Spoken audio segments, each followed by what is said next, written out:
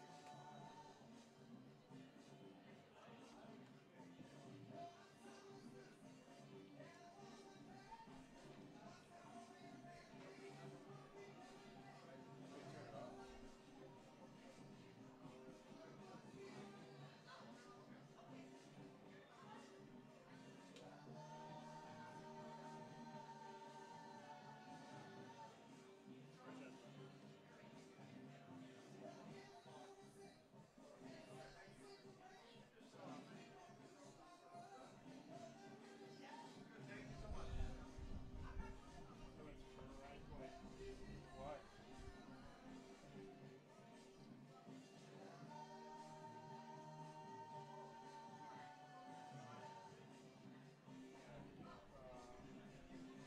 Chris, what do we need for wireless to get on this one? Yeah, you just gotta turn that on.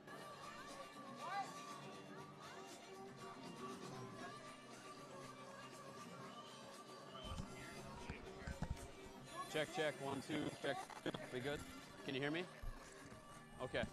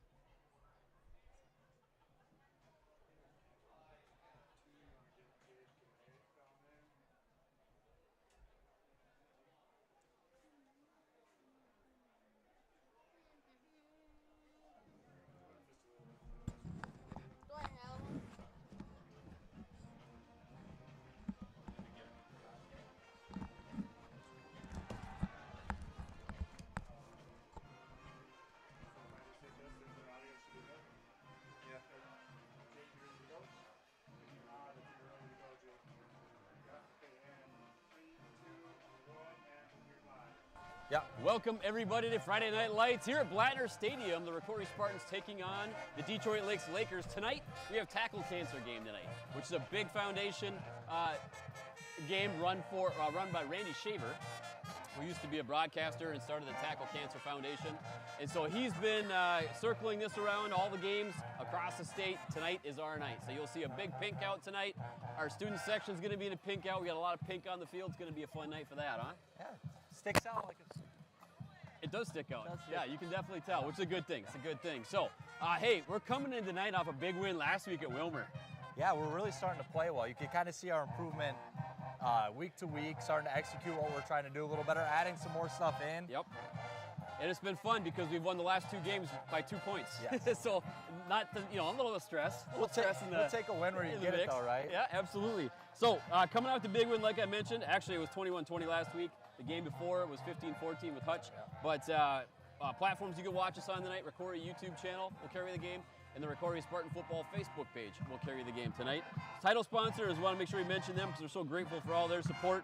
We have Cold Spring Family Dentistry, Teals Market, Granite Community Bank, Bicknell and Lane Family Dentistry, State Bank of Cold Spring, Alpine Cabinetry, the Cold Spring Eye Clinic, State Farm Insurance, Dust and Upgrade Agency, Carlson and Stewart Refrigeration, River Youth Advantage, Bubbler, can't forget our boys at Bubbler, right?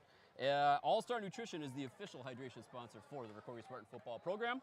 And last but not least, K-Power, getting our guys set up with yoga, Chelsea Gray, setting them up every Thursday night. So we appreciate everybody's help and support with that. We have a lot of sponsors. Yeah, we do. Which is awesome, right? Community involvement. I Can't think go wrong. you add a new one every single week. I don't know. It gets pretty close. You know, our hashtag this year, as one, we haven't talked about it very much, but we're starting to get to that point, as one, talking about as one unit, one team, functioning in one heartbeat on the field every play.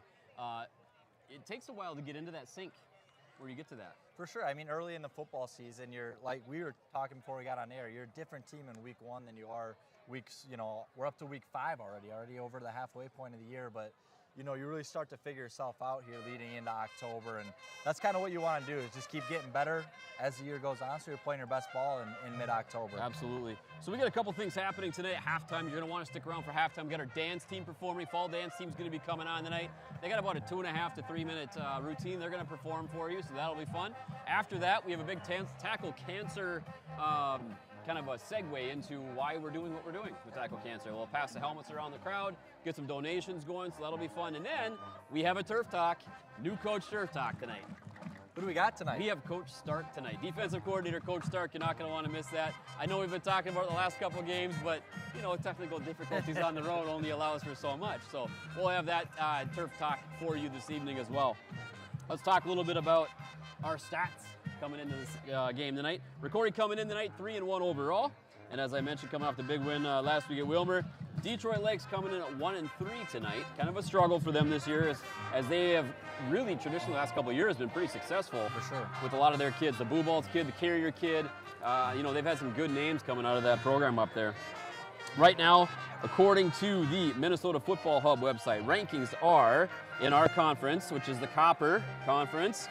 Skyway Copper, we have Marshall, then ROCORI, then Hutch, then Wilmer. So it's neck and neck though, because Hutch and Wilmer are both 1-3 right now. And all section teams as well. Yes, yeah. So this is kind of anyone's game at this point with the record halfway through the season. So we're going to see how things go. And right now we are currently ranked 25th in Class 4A. And I know we always like to keep tabs on this other team because they're kind of a rival of ours, but Becker is right behind us. When do we got them? We don't have them for another 2 weeks. That's right. So it'll be fun to be able to take them on and see how that goes. For ROCORI though, Max Verdeen's kind of lighting it up. 73 completions for 726 yards. Yeah, you could definitely tell in the last few weeks just the confidence that he's playing with. We've added a little bit more into our pass game, and it's really kept defenses on their toes, and he's really settled in here nicely for us. I agree.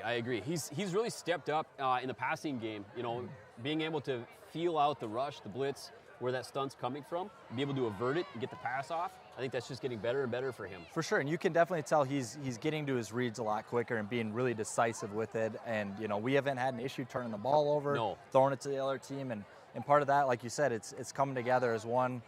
growing as a team as we, you know, continue into the midway point of this season. It's exactly what you want to see. Yeah, it's been really fun to watch the growth and how these guys are kind of taking off together each week, getting better and better. You know, in his passing of 726 yards, he's targeted Caleb Maddox 16 times for 340 yards. So Caleb's having a phenomenal season so far. Yeah, really the last 2 weeks, too, he's really come on strong. Yes. Like we said, they're adding a little bit more in. He's seeing the ball come to him a little bit more with a little more variety on the routes, especially getting across the middle. He's really hurting teams across the middle and over the top. Yes, which has been great because typically those are the places we haven't gone. Across the middle, we really haven't gone there very often. Yeah. Now we're getting better and getting into that area. Fredine also has 51 carries for 187 yards, followed by Caleb Maddox with 74 carries. And so, or on his carries. And the Spartans are led in tackles by Nolan Flatten, Renner Haven, and Trevor Folkerts, Xander Folkerts. And then we have our 3 sophomores in there. You know, I had a conversation with Coach Stark Wednesday morning, and he said, you know, can you believe, would you ever thought we'd have 4 starting sophomores on our varsity team this year? 1 on offense, 3 on defense. Yeah. I said, no, I wouldn't have ever thought that. I said, but when you look at it, how do you feel like they're coming together? He goes, we're gelling really well. For sure, and I think they're doing a really good job of fitting into, a lot of them are on the defensive side of the ball, fitting into where they fit, and then also they're able to play pretty free a lot too. Right. We're doing a really good job on the edges of our defense, kind of containing what they're starting to read more now. They're starting to pick those things up more now. So I'm just going to signal to Scott, get the mic from up there. Get the mic from up there, and then come down. Yeah. Yeah. All right, good deal. Yeah, we got our Scott Knudsen's going to be singing our national anthem. Sorry. So he's phenomenal. If you haven't heard Scott sing, I know we're breaking from the stats here a little bit, but Scott's got a set of pipes on him, kind of like Derek Benoit. Different version of voice, but Scott's going to knock it for sure. Tonight. He's sang a few times at the basketball games, and look forward to listening to him again. He's good. He's really good. And then let's move to Detroit Lakes. So Detroit Lakes has a quarterback at the helm, Elijah Wickoff. I think that's how you pronounce it. He's thrown 16 times for 112 yards. And then running back Ryan Francis has 30 carries for 153 yards. And Dawson Von Ruden has 16 catches for 208 yards. For sure. So they're moving the ball a little bit here and there as well. And we'll be interesting to see what they throw out there tonight, because we're not really sure. You know, when you're 1-3 coming into your 5th game, we're going to try to do whatever we can to get a W here, right? Yeah, for sure. I think the big thing for us defensively is just keeping the ball in front of us, you know, making them march the field. If they're going to score, don't give it to them in 2, 3, 4 plays or give up a 40-yard play. Make them get first down after first down. And if teams do that, you kind of live with it and adjust on the sideline, but don't give up the big one. Right. You know, and then let's move to the keys of the game. So Coach Enns gave me some keys of the game today. Number 1, stop the run and make them throw. So he's feeling like we got a better chance if they're throwing the ball than running the ball. We want to keep the pressure on them that way. For sure. I mean, they've only got 16 attempts from their starting quarterback on the year, and they're 1-3. So they've at some point, you know, been down in a lot of the games, and they're still trying to stick to running the ball, which I know that's traditionally what Detroit Lakes likes to do. But a lot of times you get down more than one score, you see teams try to open up the playbook, push the ball downfield. Right. Obviously, completing passes usually gets you down the field quicker than running the ball. Key to the game number 2, extend our offensive drives. This is a really basic one, and shorten theirs. Our defense has spent a lot of time on the field over the course of the first 4 games. For sure. And so we need to get them off the field, keep them fresh. We need to keep our drive alive on offense. We need to keep pushing down the field little by little, picking up that yardage as we can. Yeah, and if you look at a lot of our drives that don't result in points this year, a lot of times we're the ones hurting ourselves. Like, you know, like we say, make them get first downs. If they're going to take us off the field, make them defend us. Right. Don't hurt ourselves. Don't shoot ourselves in the foot. And you know, eliminating those negative plays. You know, we get behind the chains, we get out of rhythm. It's a little harder. Pick up the first downs. Right. Yeah, and get rid of the 3rd and longs. We've had a lot of 3rd and longs this season so far, and we haven't been really high percentage conversions on those. For sure. So getting rid of the 3rd and longs, going 2nd and long and converting on a 3rd, or 2nd and short and converting and moving the chains like you're talking about, that's huge for us. We need to be able to keep that conversion going. Yeah, for sure. We've been really good inside 3rd and 5, right? Right. So how can we do that to stay on schedule to at least if we're going to see a 3rd down, we got a 3rd and short or a 3rd and medium. It's very manageable. Everything's open in the playbook. Whenever you can either run or pass on 3rd down, it keeps the defense on their toes. Exactly. Key number 3, control the pass rush. No, I'm gonna let you choose this one. Who do you think that's in reference to? Is it in reference to us on offense or us on defense? I would assume that that's going to be a little bit of both, but I took it initially as us on offense. Yeah. We've had a little bit of issues at times, and I don't think it's necessarily we aren't blocking. It's kind of knowing where we're going, knowing who we're blocking. Yes.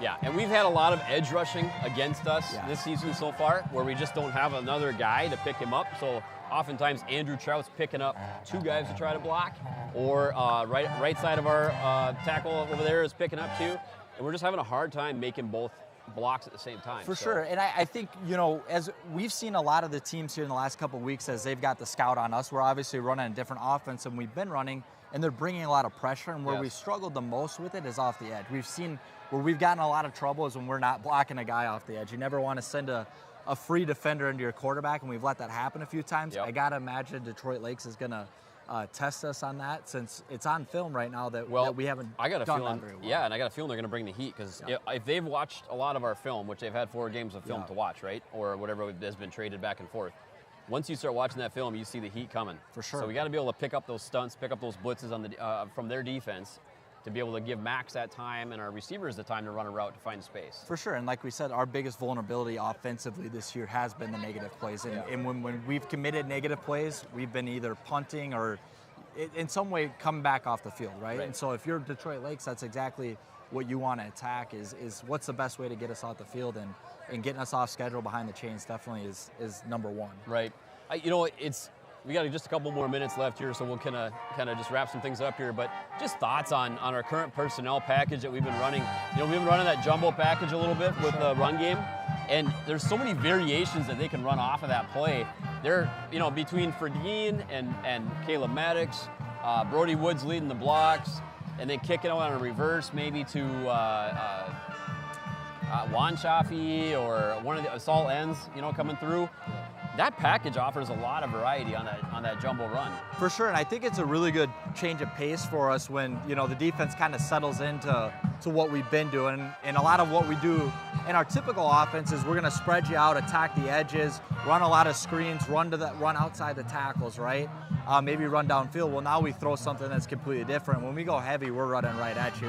It's a totally different feel. And one thing we've seen too is teams have had troubles lining up to it too. Right. Yeah. And that's actually the best formation for us, is when they can't line up very evenly or well against it, and they don't know what to do because we stack one side of the field in the box. Yeah, and the other thing we do a really good job of it is we run a little bit of misdirection. We kind of hide the ball in it, and so really testing the eyes of the defense, specifically on the linebackers. Of, you know, they see the ball, they get caught looking in the ball, looking in the backfield rather than reading their keys. Right. And I think we've done a really good job of executing our run game in that package. Yeah, you know what? When we look at the rosters each week of each team we play, I really haven't spent a lot of time on the DL roster this week. Just haven't had the time to spend on it. Typically, we look into it a little bit more, but DL really. So, like I said at the beginning of our pregame, is, you know, the carrier name.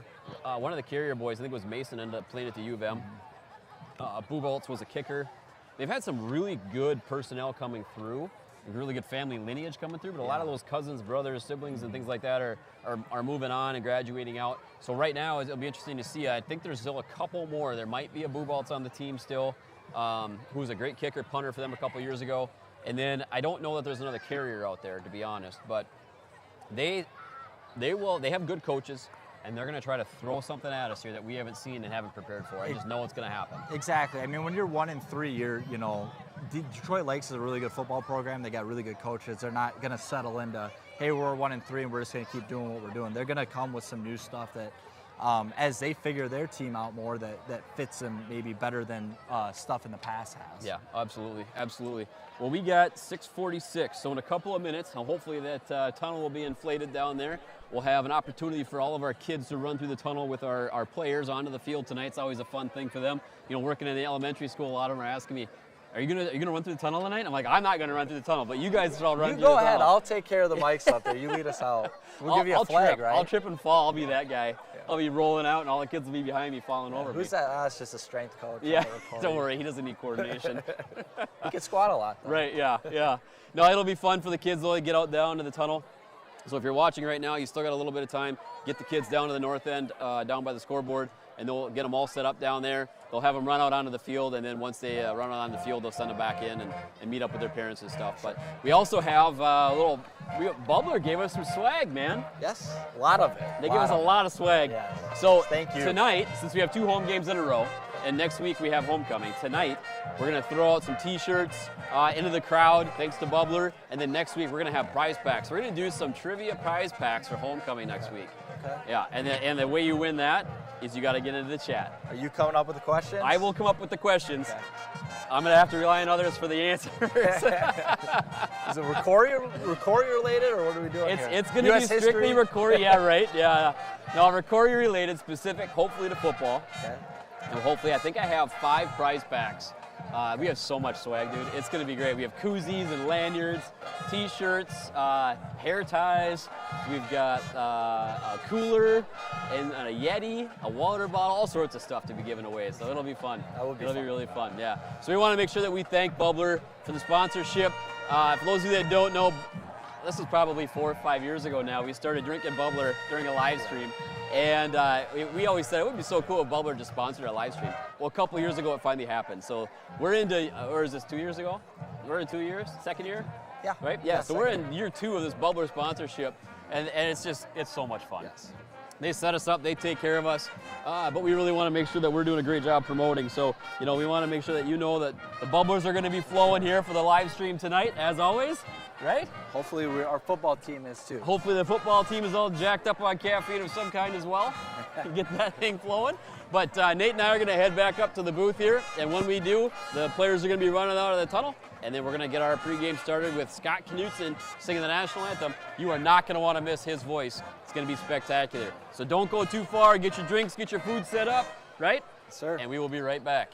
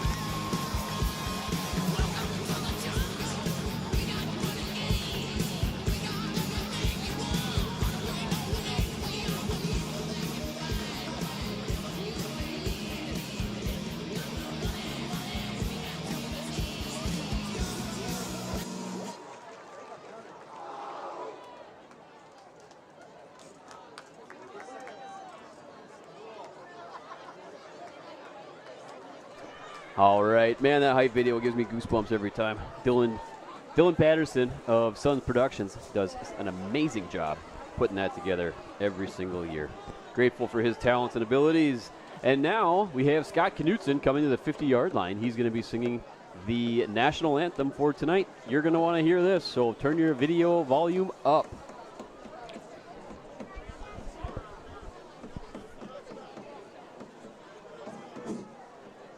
Football fans, welcome to Blackner Stadium here at ROCORI High School, featuring tonight's Skyway District football game with the visiting Detroit Lakers and your ROCORI Spartans.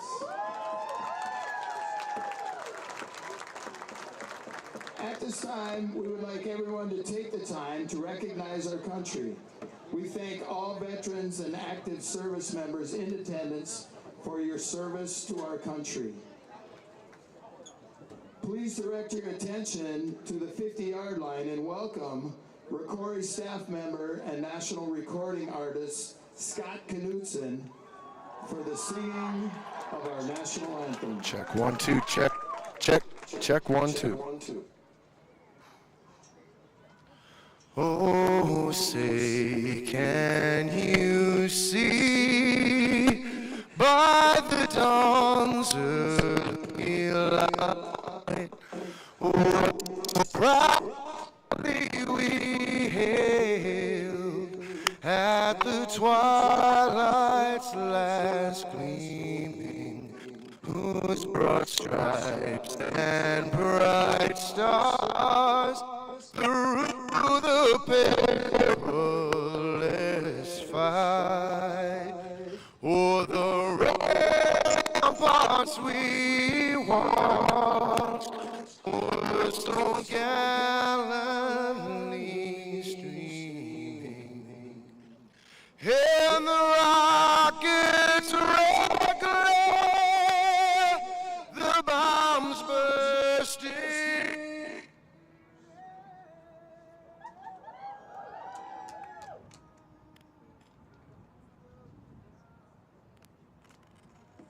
Flag was there.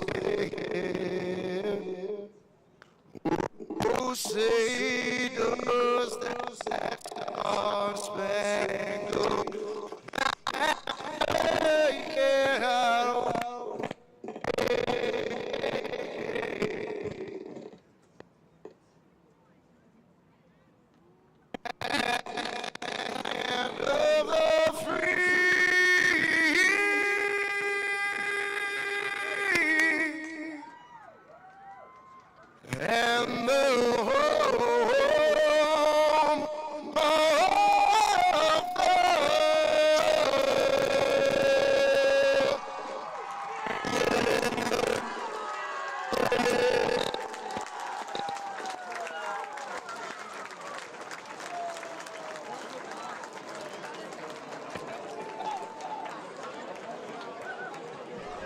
Wow, he is so good. Scott is so good. We have been blessed to have two phenomenal national anthem singers in the last two home games. A couple weeks back and now tonight. Just so fortunate to have the talents of these people, their singing abilities. Okay, we got some, what are we announcing tonight? Are we announcing defense or offense? What do we got? Looks like it's offense. Offense tonight? I think you're right. This is being conducted under the rules of the Minnesota State High School League. These rules provide for fair competition among players. Spectators can help promote good sportsmanship by observing the rules of fair participation and cheer in a positive manner. Remember that everyone is responsible for keeping this event at a high level of good sportsmanship. And now for our starting lineups. First for the visitors on the scoreboard, being announced as a team, the Detroit Lakers. Head coach Reed Hefta.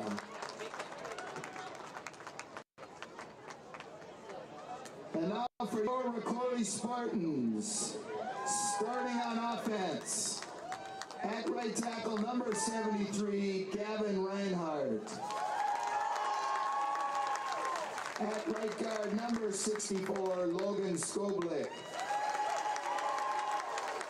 Starting at center, number 54, Xander Bitker. At left guard, number 74, Matt Imholt. At left tackle, number 78, Andrew Trout. At wide receiver, number 13, Mason Wanshafi. At wide receiver, number 2, Maddox Abel. At receiver, number 11, Noah Omscheid.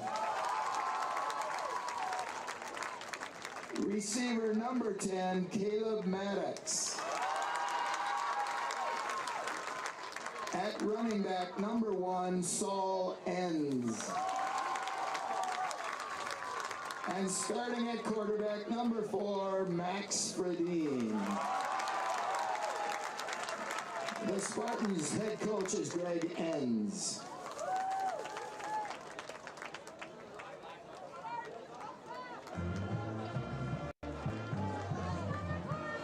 And here we go. Friday Night Lights about to kick off here at Blattner Stadium. Spartans taking on the Detroit Lakers. And announcements were just made for the starting lineup for the offensive side of the Spartan football team. Got to get this offensive moving crew in gear tonight, Nate. We got to keep these offensive drives alive, as we talked about, and get those boys up front, start driving the boys down the field. Absolutely.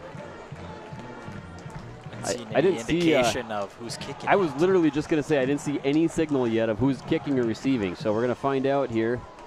Coach Ruff is our special teams coach, and I'm trying to find him on the sidelines to see if he's gathering the group to find out if we're receiving or if we're kicking here. Looks like we are receiving.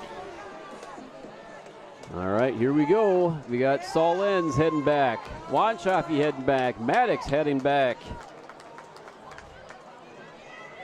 And it looks like Blaine Shug as well. Blaine Shug also a sophomore. Shug's heading to the deep back.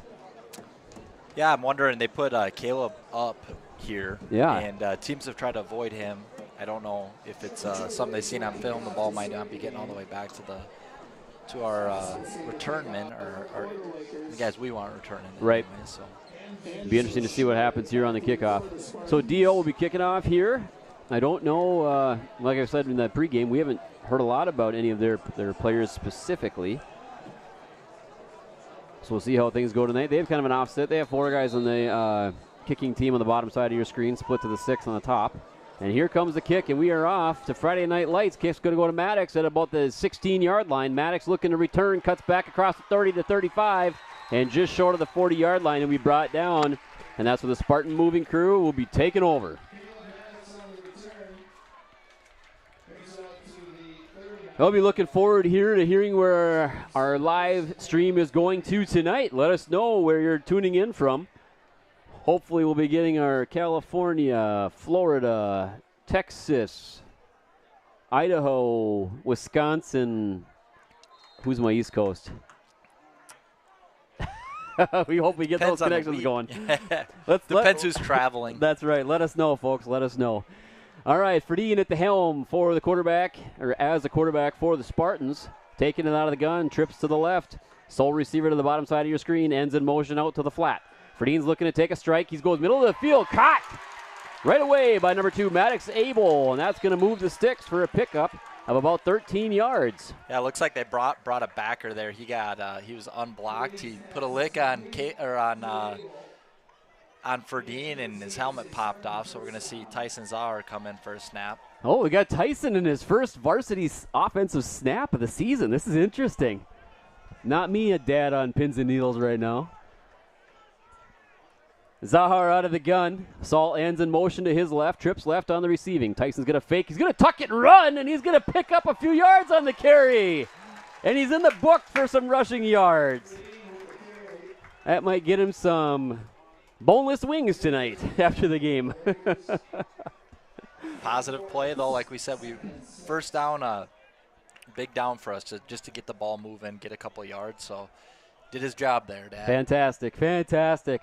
Can put that pins and needles to rest. Fredine back in the game. Same formation, gets him to jump. And did they blow it as a false start? They did. We'll have encroachment on the defense. Good job on the hard count. That Aaron Rodgers or Max Ferdine? I couldn't tell on that one. Well, something we talked about, down on the field in the pregame was just some issues we've had seeing some blitzes, and 2 of the first 3 plays they've been bringing pressure there. They got a little happy on our going on a hard count there. So now, Nate, this is what we talked about. We got 2nd and 2, 2nd and 1. Converting on these second down plays to keep the sticks moving. Ferdine's going to be out of the gun looking to throw. He's got a receiver downfield taking a strike. That's Mason Wanshaffe on the catch all the way down to the 6 or 7 yard line.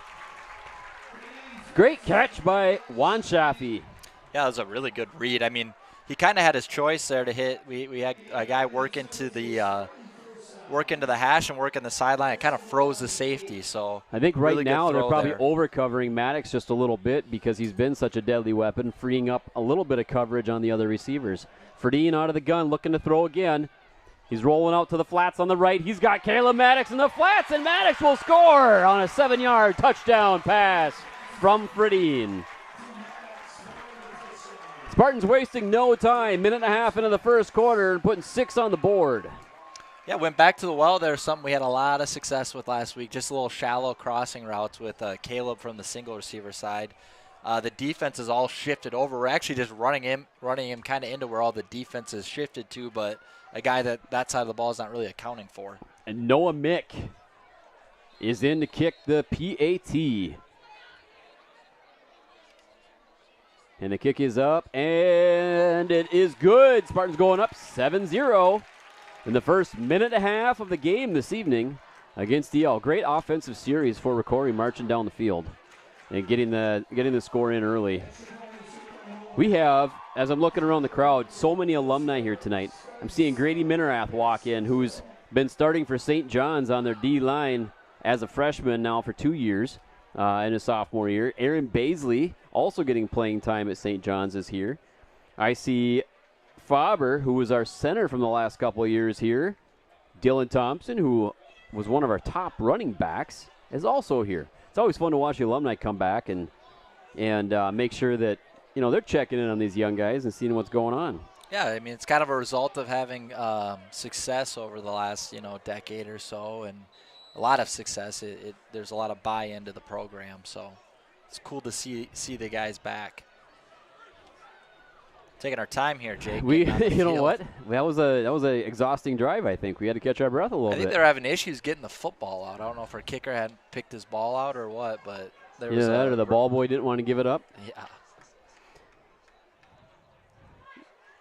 Noah Mick talking to the official down here. Talking about the weather, I think. How nice of a night it is this night.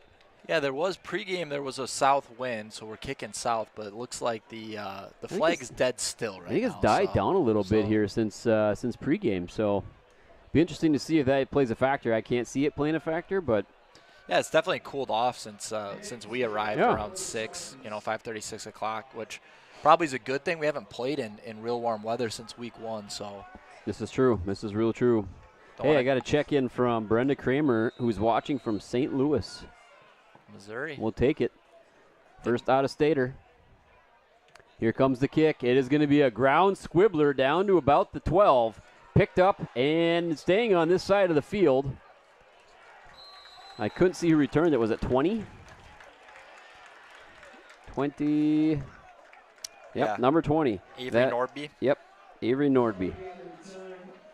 So the Lakers will be taking over on their own. What they put them at here? The 24? 25? Yep. 24, 25 yard line. And that's where they'll start on offense.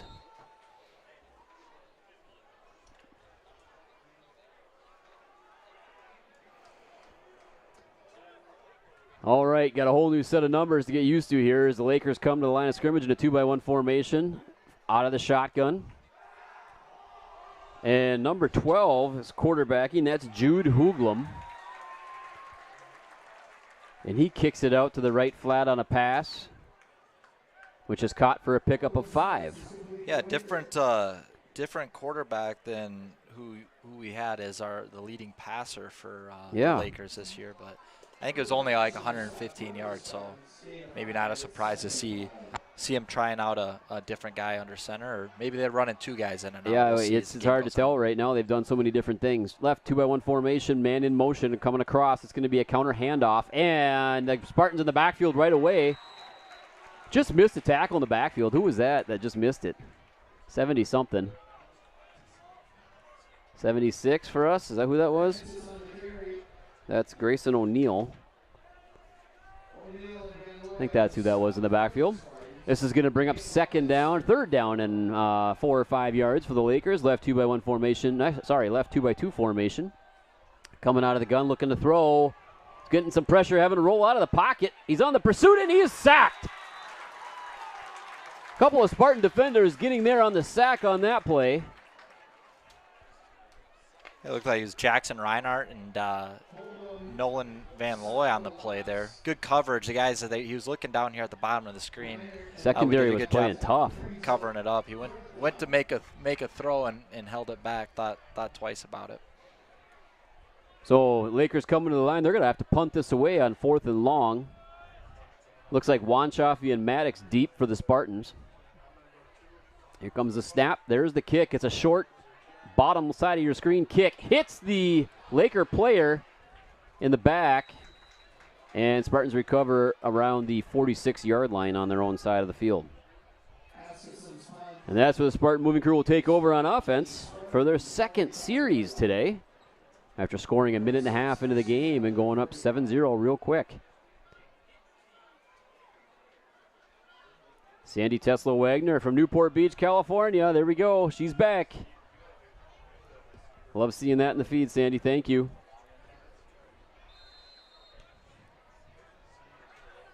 All right, Spartans taking over 1st and 10. 3 receivers to the top, 1 to the bottom. Woods by himself on the bottom of your screen. Ferdine out of the gun with Saul Enns in the backfield. Gives a handoff to Enns. Enns going to be right into the A gap. And he'll pick up about 2 yards on the carry, which is going to bring up 2nd down and about 8 or 9, depending on the spot here. 2nd and 9, it looks like. Okay. It's interesting to move Woods to the bottom by himself. Usually Maddox is by himself in a receiving core here, but now you got different things going on. Ferdine dropping back. We're going to have flags right away. There's also a tripping receiver downfield. Yeah, it looks like we had a legal procedure there. Had a back think about going in motion, moved, and we had another guy in motion, so probably be coming back 5 yards. Kind of what we talked about a little bit is these negative plays, whether through their tackles for loss or penalties, stuff that gets us behind the chains has hurt us. Yep. Looks like they are declining this to bring up third and 9. All right, so this is what we talked about at the beginning of the game, being able to convert on these 3rd and long plays to keep the chains moving. This play is going to be significant in keeping this drive alive. Saul Enns comes up close to the lineman here and provides a quick little screen route. Ferdine looking to throw, got a receiver, and almost picked off by the Lakers. Maddox Abel, the intended receiver, and Ferdine just trying to thread the needle there, wasn't able to complete that pass. That was really close to an interception. Yeah, he threw a BB there. Positive on that side, he had a lot of time to sit back, make a couple reads. I think, the flat, Saul went out into the flat. That was probably the route that, was the check down there. DL did a good job getting into coverage and covering our receivers up. So Spartans ready to punt here, and Ferdine is our punter. You're looking back to get the snap. Punt is off. It's going to be top side of your screen. Good bounce. Spartans should recover it around the 23-yard line, 24-yard line. And that's where the Lakers will take over. So after the first scoring drive for the Spartans has been kind of uneventful the last couple of drives for both teams. Yeah, not to beat a dead horse, but yeah, it's make them stop us, don't stop ourselves. We're going to function a lot better when we're ahead of the staying on schedule, not getting into 2nd and long, 3rd and long type situation. Oh, 100%, 100%. Okay, Lakers coming to the line. They're going to stick with Hooglam as their quarterback, it looks like. They're going to go in a left 2-by-1 formation with the slot, man in motion, and that might be a legal procedure as well. It's going to go on the offense, I believe, isn't it? No. They call encroachment? Yeah, we must have jumped up front. Okay. I didn't see a jump on that one, but doesn't mean it didn't happen. All right, Spartans give up 5 yards right away. D-line just excited, apparently. And now we got another first down, 1st and 5 for the Lakers. Man in motion. We're going to give the handoff counter to the top side of your screen. Trying to get around the end and does pass Woods. And Spartans collapse on him for a pickup of maybe a yard or 2, depending on forward progress there. Yeah, I think Detroit Lakers is really trying to get a feel for what they're seeing. We're out in kind of we're a 5-man front. We haven't really shown that this year, so everything that they worked on against our defense all week, who they're blocking and comboing to, and so on and so forth. It's the picture's changing on game night versus what they saw, Tuesday through Thursday. Absolutely, as they were padded up in practice. So Lakers come back to the line, 2nd and about 4. Try to run another dive play. Be stuck hard by number 8. That's Folkerts. Coming in to give a pop and bring down the whole pile. Is it enough for a first down? Looks like they're going to give it to him, I think, based on the marking and spotting. Okay, so they move the chains to a 1st and 10. Yeah, Spartan defense is not the typical defense that we've been seeing. But a change is a good thing. Hooglam under center, I formation backs for the Lakers, and they're going to try to get around the C-gap right side. That is number 2, Ryan Francis. He's their leading rusher. Flags on the play. Yeah, it looks like we might have a hold on this one. So it could be coming back. Yeah, it looks like a hold on tight end Gus Okeson. Looking back on it, he didn't need to hold them. They were cutting. We had a guy flying up that he was cutting off inside anyways. Definitely wasn't necessary, but we'll take it. This is going to bring up a long first down now for the Lakers. 1st and 21. Out of the I formation again. They're going to try to run the exact same play. It looked like the ball was out. Looked like a fumble. Spartans are saying they recovered, and the official says, yes, they do. Yeah, it looked like Xander Folkerts fell right on it, kind of just a gift right at his feet there. Absolutely. Ball pops out. Spartan defense recovers the fumble. Start their drive way deep in the Lakers zone. Yeah, and they'll take over at the, where are they going to mark it at? At the 30-yard line of the Lakers. It looks like they're having a little trouble handling the ball, because even on the play before that they hit for 9 yards before the holding call, it was a big stretch just to get the ball to their running back, and that time they weren't even able to complete the exchange. So Spartan offense takes the field. Ferdin's out of the gun. Assault ends to his right. Trips to the bottom side of your screen as Noah Olmshay goes in motion. Ferdin is going to go unblocked there to try to get this pass off. And it ricochets off 3 hands before it falls incomplete. He was getting pressure on both ends at him there. He had to get rid of that thing quick. Yeah, they're keeping a guy over top in the middle, keeping an extra eye on where Caleb was. Obviously, if you watch the film, he's had some success beating guys off the line of scrimmage. I think Max probably thought he had man coverage, and he didn't. I think they're going to target Maddox as a double team more often than not. So that's should leave another receiver open like we saw in Wanchaffee earlier in the game. Ferdin out of the gun on 2nd and 10. Saul ends moving out to the flats in motion. Saul makes the catch from Ferdin, going to cross the 25, and he'll pick up about 6 yards on the carry. Quick little dump out to the flats on a bubble pass to Saul.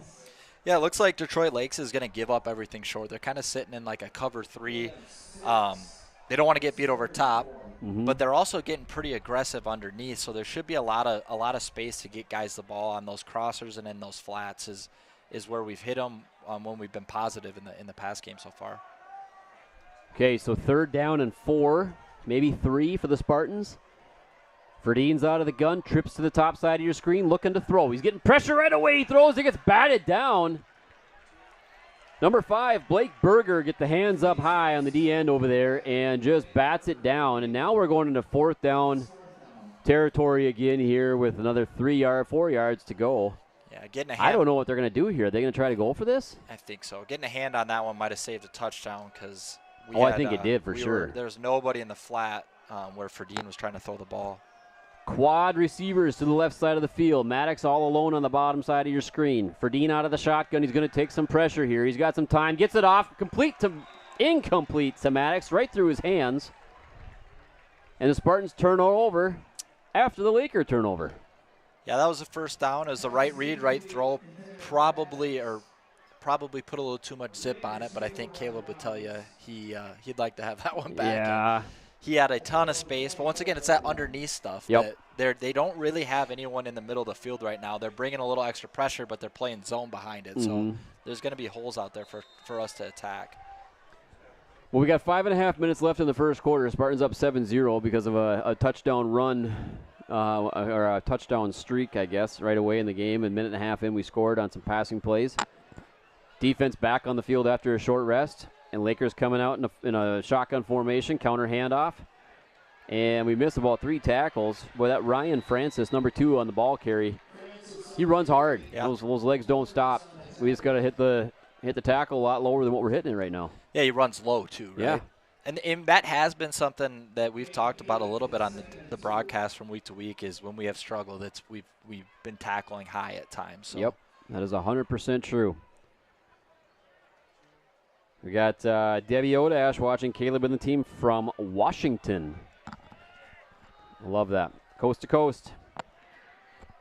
Hooglam out of the shotgun. Gives the handoff again to Francis on a little dive. He'll net a couple of yards, enough for the move the chains for a first down. This Ryan Francis kid, he's a running back, senior. He goes 6'2", 215, kind of a big dude. And when he gets those feet moving, he doesn't stop them very easily.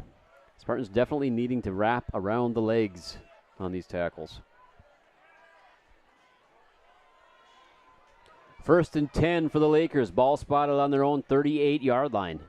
Hooglam out of the shotgun. Francis next to him. Spartans going to try to get some pressure in. Ball goes to Francis around the top side of your screen. We got a block in the back on Zahar. See if they call it. Yeah, there's a couple different flags down. I think that we got held to secure the edge as well. Yeah, they're going to definitely call a hold out there. That'll back up the play. Push them back to about a 1st and 20. Spartans hopefully will take advantage of this now. Lakers just haven't gotten out of their end of the field at all yet on offense. No, 2 holding calls here. The holding call on the last drive really killed their drive, and hopefully we don't let them off the hook on this one and force another punt. Lakers come to the line of scrimmage in a 2-by-1 formation. Hooglam out of the shotgun. Francis next to him. Hooglam takes the snap. He's going to take a shot going deep over Maddox, and Maddox is going to get nailed for pass interference on this. He was kind of wearing him like a glove just before the ball got there, and just didn't have enough space in between. So the Lakers are going to get this back on a pass interference call. So it went from 1st and 20. They picked up 15 yards on the penalty.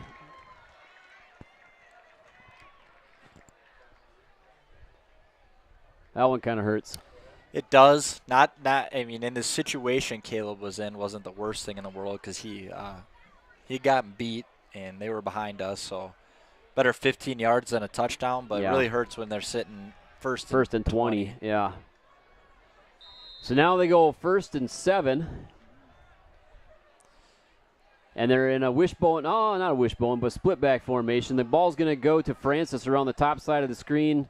He'll be gang tackled after a pickup of about 4. I don't think it's enough for a first down on this one. So that'll bring up 3rd and short. Are they moving them? They are moving them, but they should have moved them on the pass interference call. Well, it was 1st and 20, and they only got 15 back. Pretty sure pass interference is an automatic first down, though, isn't it? That I don't know. No harm, no foul. They picked it up anyway. They did. 1st and 10. But it would be interesting if that's the way the officiating crew called it and that wasn't the right move. All right, 1st and 10 for the Lakers. Split back formation out of the shotgun. Hooglam's going to take the snap. Spartan defense ready to roll. Gives a handoff to Francis again. This is why Francis is their leading ball carrier, because he gets the handoff about every play and tries to turn it into chicken soup for him. Yeah, I think that we probably are in that 5-man front too because of Detroit Lakes wants to run the ball between the tackles. Yep. And that's been where we've had the most trouble stopping the run. Teams have had a really hard time getting outside on us. Nolan Van Looy and Brody Woods have done a really good job holding down the edges. So got to imagine that's probably why we're putting an extra guy down. I would think you're right. They squeeze the play so well on the D ends out there.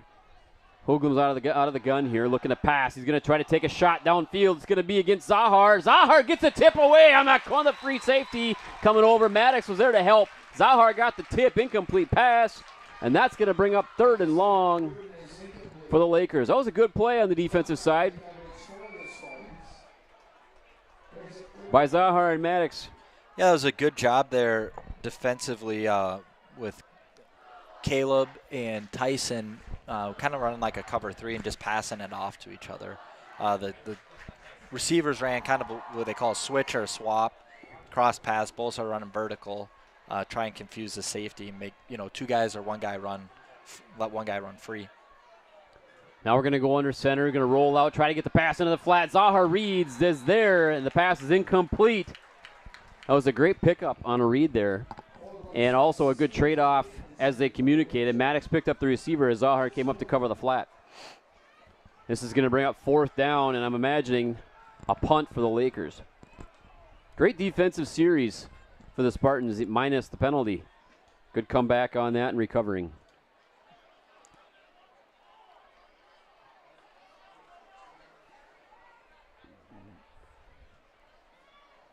I got a feeling it's going to be about a 4 or 5 bubbler night here, brother. 2:20 left in the first. Here comes the punt. It's off. It's not a bad punt. It's going to be received at the 20. And bobble a little bit, too.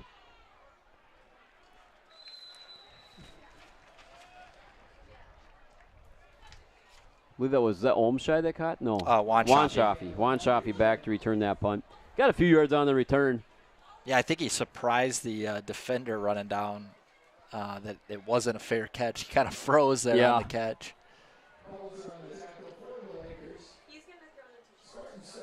Be interesting though on that next possession for DL what they come out in there. I think that they're trying to keep us honest by getting over the top of the defense so that they can soften us to soften up the run game.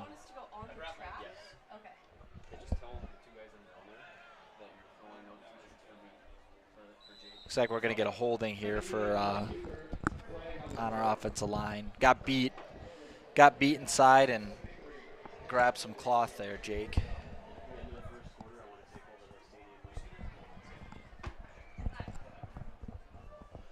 So we're going backwards now. It's been a game of a lot of penalties, killing offensive drives. So I'm trying to figure out some of our bubbler swag right now during that last play call. What happened? We got beat inside on an inside move from the end and grabbed a hold of some jersey. All right, got to come back now. Quads to the left, Brody Woods to the bottom of your screen. Ferdine alone on an empty backfield, out of the shotgun, taking the snap, looking to throw. He's got bobbled, catch, and dropped by Juan Chaffee.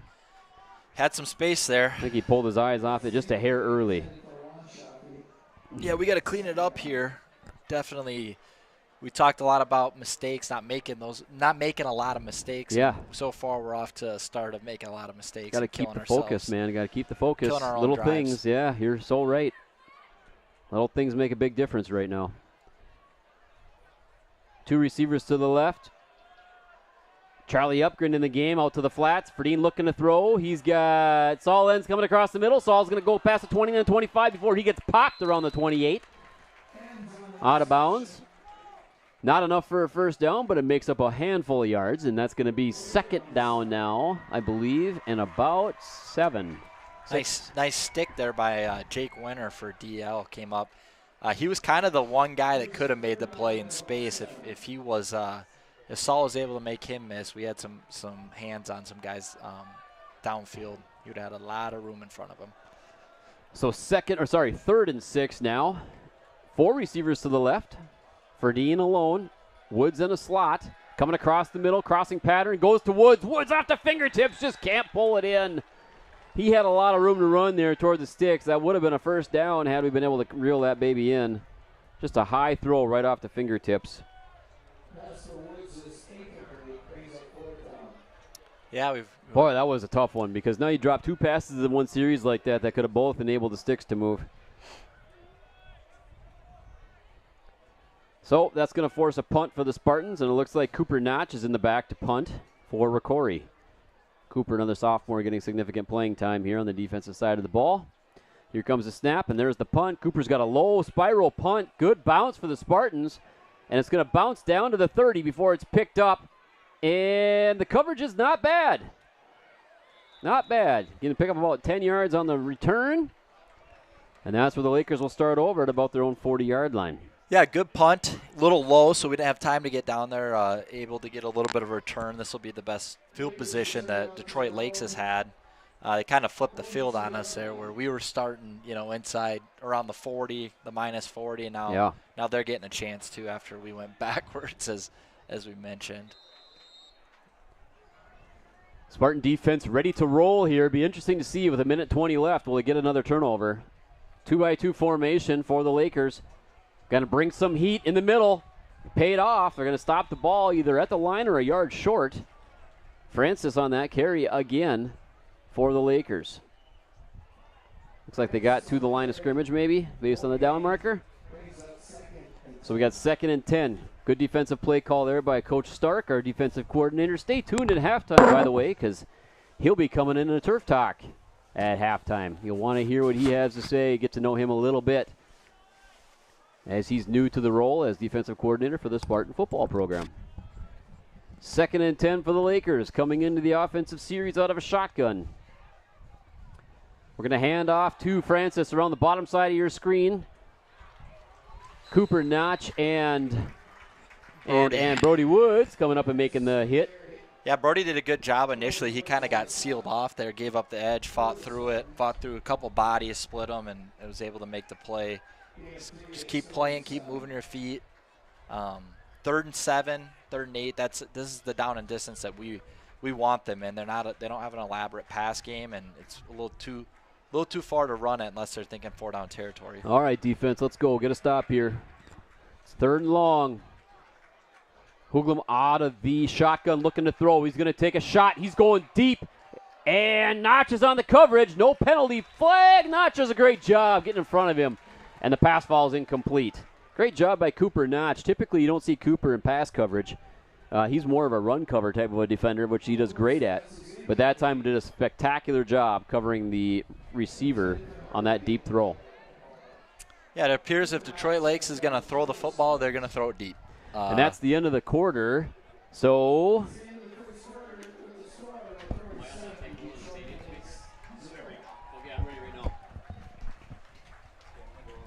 we got a couple of things happening here. Spartan fans, let's see those hands. We got some bubbler swag to be throwing out from the track. Get those hands up. Let us know where to throw the bubbler swag. And let's get that momentum and motivation high this game.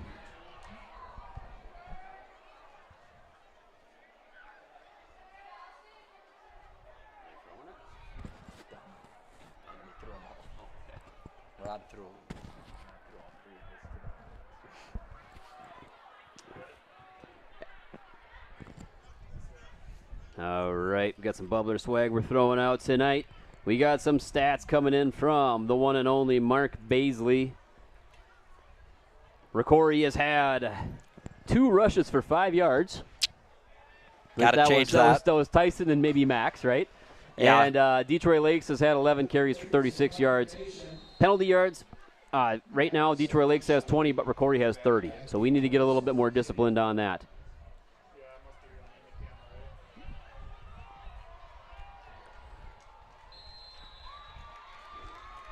As I run through these stats here quick, Nate, I'm going to let you take over a little bit on here. Yeah, I think one thing that we definitely want to clean up there is the penalties, and it'd be nice to have more rush yards than penalty yards, especially when you have 6 times as many penalty yards as rush yards. That's never a good sign. So see if we can string together 4, 5, 6 plays here to start this drive without a penalty. Looks like we're going heavy. Timeout. Looks like they weren't ready for us to come out in our heavy personnel, and they didn't like their personnel. They said, no, we're not gonna see what this looks like. We'll make our adjustments right now. So just starting the second quarter here for those of you just tuning in, and Spartans are up 7-0. Scored in the first minute and a half of the game, and a couple of nice passing strikes down the field. Made some great progress in a hurry, and it's been a back and forth battle since. And right now the Spartans up 7-0, just starting the second quarter. Yeah, I like what we're doing here, coming out with our big personnel. It's been something that we've had a ton of success with, but also it's been something we've been able to get in a really good rhythm with. The last few drives just have been discombobulated, right? We had our first drive, we went right down the field, 3-4 plays, but since then everything's been discombobulated. This is pretty simple stuff, and we're pretty good at it. I like this idea of just, hey, let's get the chains moving, get our offense in a rhythm. Yeah, and I think do what works. You know, if you're finding success with stuff, don't go away from it until they can stop it. So back to a 3-by-1 formation. Ferdine out of the shotgun. We did not go jumbo package on this. Ferdine looking to throw. He's going to air one out. He's got Maddox coming across the middle, but it's batted down again, and that again is Gus Okeson. He plays big. He's only 6 feet tall, but he's been playing big down there, batting those balls down. And Max just having a hard time getting around him. That's going to bring up 2nd down and 10 for the Spartans.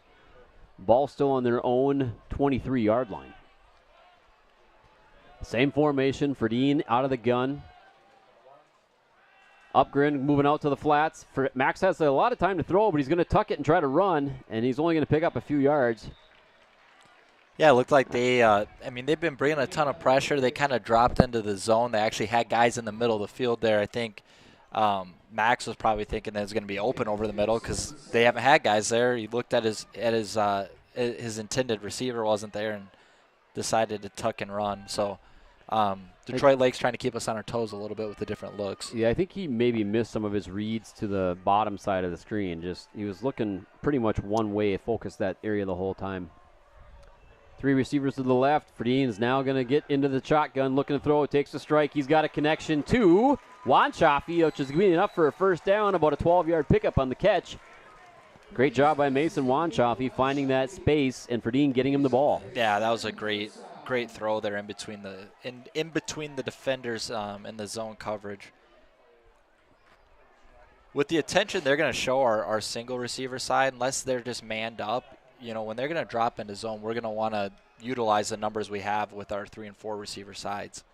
Ferdine out of the gun again. He's got 4 receivers to the top. He's got a lot of pressure. He's got to scramble out. He does. He avoids it. He's still got the ball tucked and then slides. Boy, if he would have had just another second to set up, we had 4 receivers all moving toward open space. They were in trouble because they brought the house. Spartan defense, our offensive line did a pretty decent job holding off the defense. But one more second would have been beneficial. So this is going to bring up 2nd down and 10 for ROCORI. 4 receivers to the top side of your screen. Maddox by himself on the bottom. Saul Lenz in motion toward the bottom. And Ferdine's going to air one out. Nope, pump fake. He's going to tuck and run. And he's going to slide again. And that's going to be a flag because he slid. That's a personal foul coming up on DL. And that'll move him to a first down. Yeah, good decision there. He's looking Caleb Maddox's way again. They had a safety drop over top of it. So good job not throwing that one. I think now we got to settle into really making reads into the zone because the last few plays and even possessions here, especially on this drive, they're dropping all their men out in the zone and they're kind of throwing a blanket out there, trying to make him squeeze it in between their guys versus trying to get pressure on him. So you'd think that these screen passes and bubble passes, they're going to be open, but they should be netting enough yards to keep moving the chains if they're going to be dropping back in that coverage. See what they decide to do here. I think it'll be interesting with the play calling coming up to see if they start taking or trying to take advantage of that. So that last penalty on the late hit or the intentional hit on Ferdine's slide is going to move the chains quite a ways here. Is that a 15-yard penalty on that too? Yeah, 15 yards on the end of the run. So. Okay, so that run plus the 15 brings the ball down to the Laker 37-yard line. Spartans are going to stack their quad formation to the top side of your screen. Maddox will be alone on the bottom. Ferdine out of the gun on 1st and 10. Looking to throw. He's got receivers moving and underthrows Maddox Abel.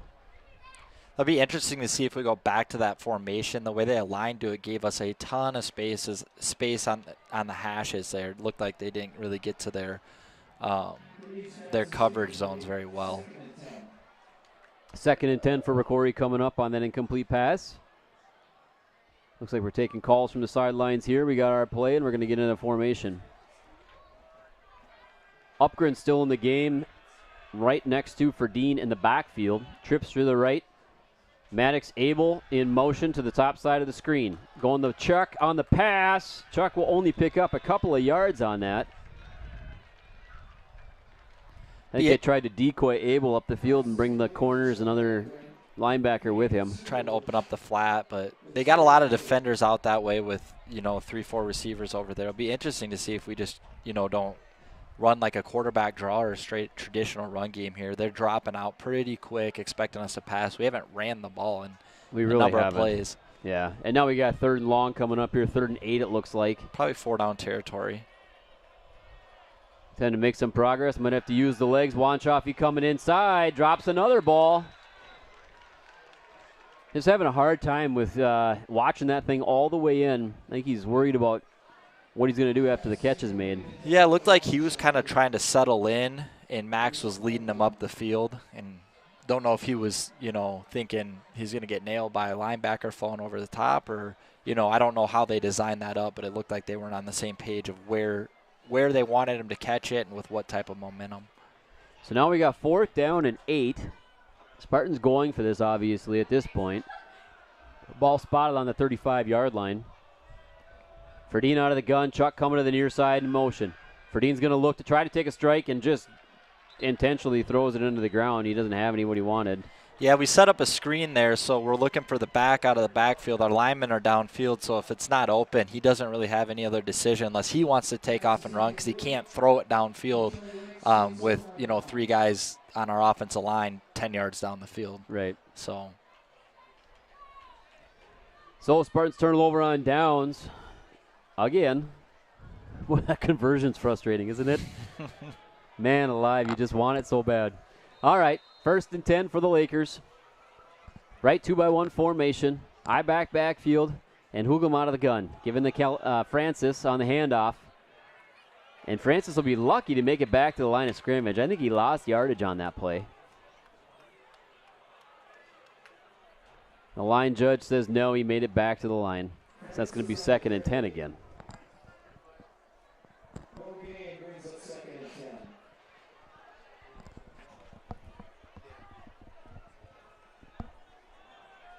Spartan defense really has had a great game so far. I mean, they've done the job that they needed to do in keeping Detroit Lakes contained and where they want them. This time we're going to go a sweeper on the top side of the screen, picking up 8 yards. That's the number 26, Israel Renteria. Yeah, it looked like first carry. Looked like the perfect call there. We had our inside backer on that side kind of jumping into a gap there on what looked like a called blitz or a stunt, and they ran, a play that was going to be his to make, and he was up in the line of scrimmage in a different gap. So kind of just got bit in the butt there with what we wanted to do defensively. They kind of had the perfect call against us. So now 3rd and short for the Lakers as they come back up to the line. And Hugum's going to be out of the gun with, I think, Francis to his right, who's going to take the handoff, try to get around the left C gap between the tackles, or out toward the tackle, and he'll be stopped short. 4th and a yard? 4th and a foot? Yeah, it's maybe a half yard. Looks like we're starting to get a little penetration in there with our 5-man front. So they're giving it a yard, Nate. So we got 4th and a yard here. Yeah. I like that spot. Be interesting to see if they run it right back at us because they've not had success running at us here the last 3-4 times that they've done it. So they're going to change their alignment? No, they're not. They're going 2-by-2 formation. Or 2-by-1 formation. I-backs. Huglin's under center. Giving the handoff to the first back. He's stuffed. Spartan defense doing the job. No first down. Turnover on downs for the Lakers, and the Spartans will take over on offense. Great job up front by the Spartan defensive crew.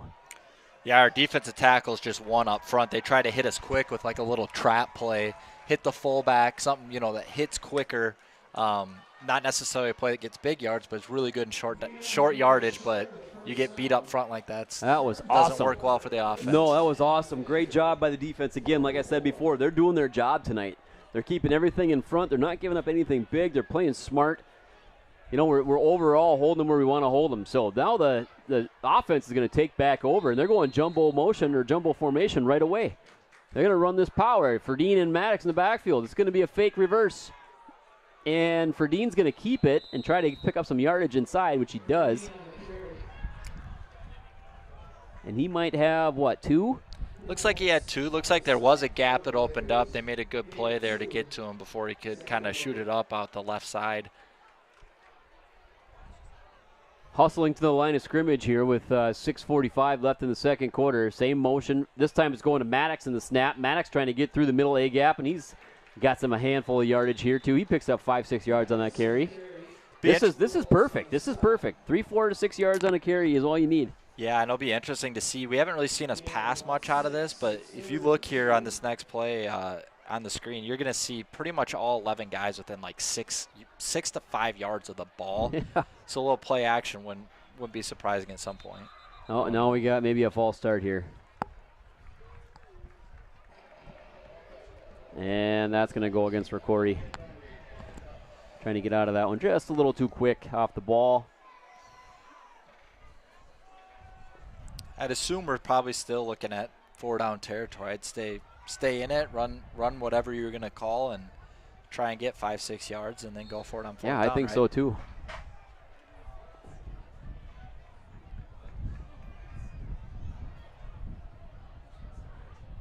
This one's going to Ferdine. Ferdine's going to try, Maddox. Maddox is going to try to keep it and get around to the left. He's wrapped up pretty quick by Francis. That was a really good play there by Francis. Yeah, he came up and made a good hit. No question about it. Made the play. Still in a manageable position to pick this up, though, if we're wanting to go for it. Okay, so right now it's 4th down and 5. 4th and 4. I think 5. Scoreboard says 4. Looks like they're going to dump this one out. So 4 receivers to the top side of your screen. Ferdine looking to throw. He's got a guy down the middle. It's all ends. Is he going to get there? No! Oh, that had touchdown written all over it, man. We just needed to complete that pass. Yeah, that was hard. That was hard. Nobody over top of him down to the field here, and just maybe a little more air under it, or probably earlier he was once he cleared the second level, he was wide open, but throw that Max will want back, but yeah, we had him. That's hard. See turnover on downs again for the Spartans. We're still in DL territory here on their side of the 50. Defense back onto the field after 4 plays. And now Hoogman's going to be under center I-back formation for the Lakers. Snap's going to be under center to Francis or on the top side of the screen. Be brought down by, I think, Cooper Notch on that play. And that'll be a pickup of about 4 yards on that carry. Detroit Lakes has gotten outside on us a couple more times than really anyone else has all year, but it looks like what they're doing is they're kind of double teaming Brody on the edge there. They're crashing down on the tight end, so it'll be interesting to see if we widen him out a little bit. I was just going to say the same thing about widening him out.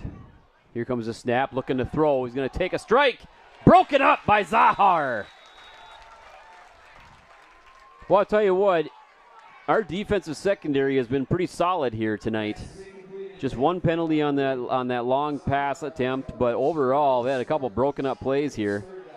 Yeah, they've done a good job making plays on the ball, and you got to think if they keep attacking them that we might see one go the other way. Couple people jumping into the chat. Karen Lee says they love the pink. Nana and Ellen watching from Lake Forest, California. And we have Marla Honer watching from Grandma Notch's birthday party at the Hayloft. If you haven't been there, get yourself to St. Augusta and jump into the hayloft and check it out. There's a sack. I don't know if he didn't see that coming or what. He just stood there like he wasn't even focused on it. But we had about four. Yeah, we had a few guys in the backfield there. I think Grayson O'Neill maybe got there first. Grayson's having a nice game. Sophomore Grayson O'Neill taking down that sack. Pretty amazing job by that kid. Good work getting back there. Yeah, we had one guy almost unblocked, and Grayson still beat him there. Here comes the punt. It's going to be a shanker because we got a lot of pressure on that, baby. And Spartans are calling fire. They takes the DL bounce down to the Spartan 34-yard line. Very fortunate bounce because that thing bounced almost as far as it flew. I know. That was a crazy bounce. He just had the right spin on that thing. Well, folks, stick around. We got 4 minutes left here in the second, but stick around at halftime. We got the ROCORI Fall Dance Team giving a routine here for about the first 3 minutes. Then after that, we will be talking about tackle cancer. It is a pink out tonight. If you haven't seen our student section, we'll make sure that we get our camera angle up at the student section here so you can see the pink out. They did a fantastic job supporting cancer awareness, as this is a tackle cancer game. Randy Shaver's foundation that he started years ago. And they'll be passing the helmets around, the buckets around at halftime, collecting money to donate to the Tackle Cancer Foundation to go to cancer research. Spartans taking over on offense after the punt. Three receivers to the top of the screen. It's going to be a handoff to Ends. Ends will get up to A-gap about 3 yards. 2-3 yards on the carry. Yeah, not much there right now in the run game for us. So be interesting to see if we can adjust from that because DL is adjusted with how well they're stopping it. Yep. They're not bringing as many people as close to the ball because they're feeling pretty comfortable. Well, my question is, we're having receivers open downfield. Verdeen seems to have enough time to throw the ball. We just need to make the catches here. And now we're just going to wing one out to Ends that are on the screen play. Ends will haul that baby in, and that'll be a moving of the sticks for a pickup of about 10 yards. It's a good job by Max hanging on to the ball long enough just to let the play develop, use some touch, get it to your back out in space. That timing on those screen plays is very, very important in this, and Max has done a very good job of timing that out pretty well. 3 receivers to the top. Maddox Abel in motion, going to give the handoff to Ends again out of the backfield. Ends will pick up another 4 yards on the carry. Ends on the carry. Bird again on the tackle. Gain 4. It's 2nd and 6. And now it's going to bring up second down and about 6 for ROCORI with 2:45 left in the second quarter.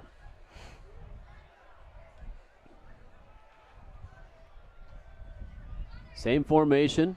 This time Olmscheid in motion out around the far side. Verdeen's going to take a shot to Olmscheid. Just underthrew him. Bryant's Kulzer almost had a pick. Yes, he did. I don't think Max saw him moving across the screen, or moving across the backfield there as he came across your screen at home. Yeah, he had a man kind of in his face initially. We had it blocked up. Man came free blitzing from the second level, so might have gotten Max's face there. And need a third down conversion here. Oh, we got to jump. We got to jump.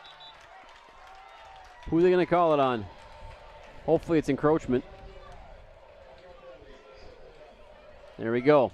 That'll be against DL, which moves the ball 5 yards, makes it now a 3rd and 1. Boy, they needed that. Yeah, it looks like we're going to change personnel here. See Van Looy checking into the game.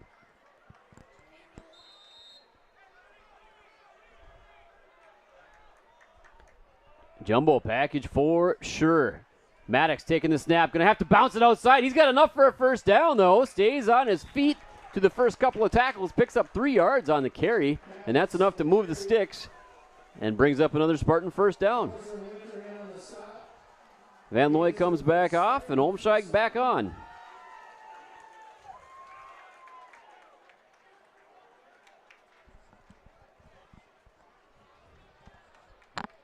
.212 left in the quarter, or in the half, really. 3 receivers to the bottom side of your screen. Verdeen's going to be out of the gun. We got Maddox Abel on the move. Verdeen bobbles the snap, but falls on it. Yeah, it looked like it was a low snap. That was a deep loss there. I mean, he bobbled that and backed up further. Spartans going to call a timeout there. That's going to bring up a very long second down. That was unfortunate. Yeah, that ball was on the ground before it was halfway to Max, kind of trying to field it at shortstop. Probably just slipped out of the center's hands on the snap. Unfortunate timing on that with just under 2 minutes to go here in the half as the Spartans try to put together one more score.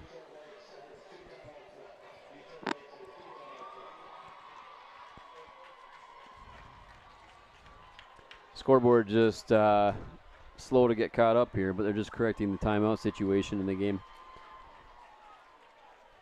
Dan Tice is watching from up in Fargo.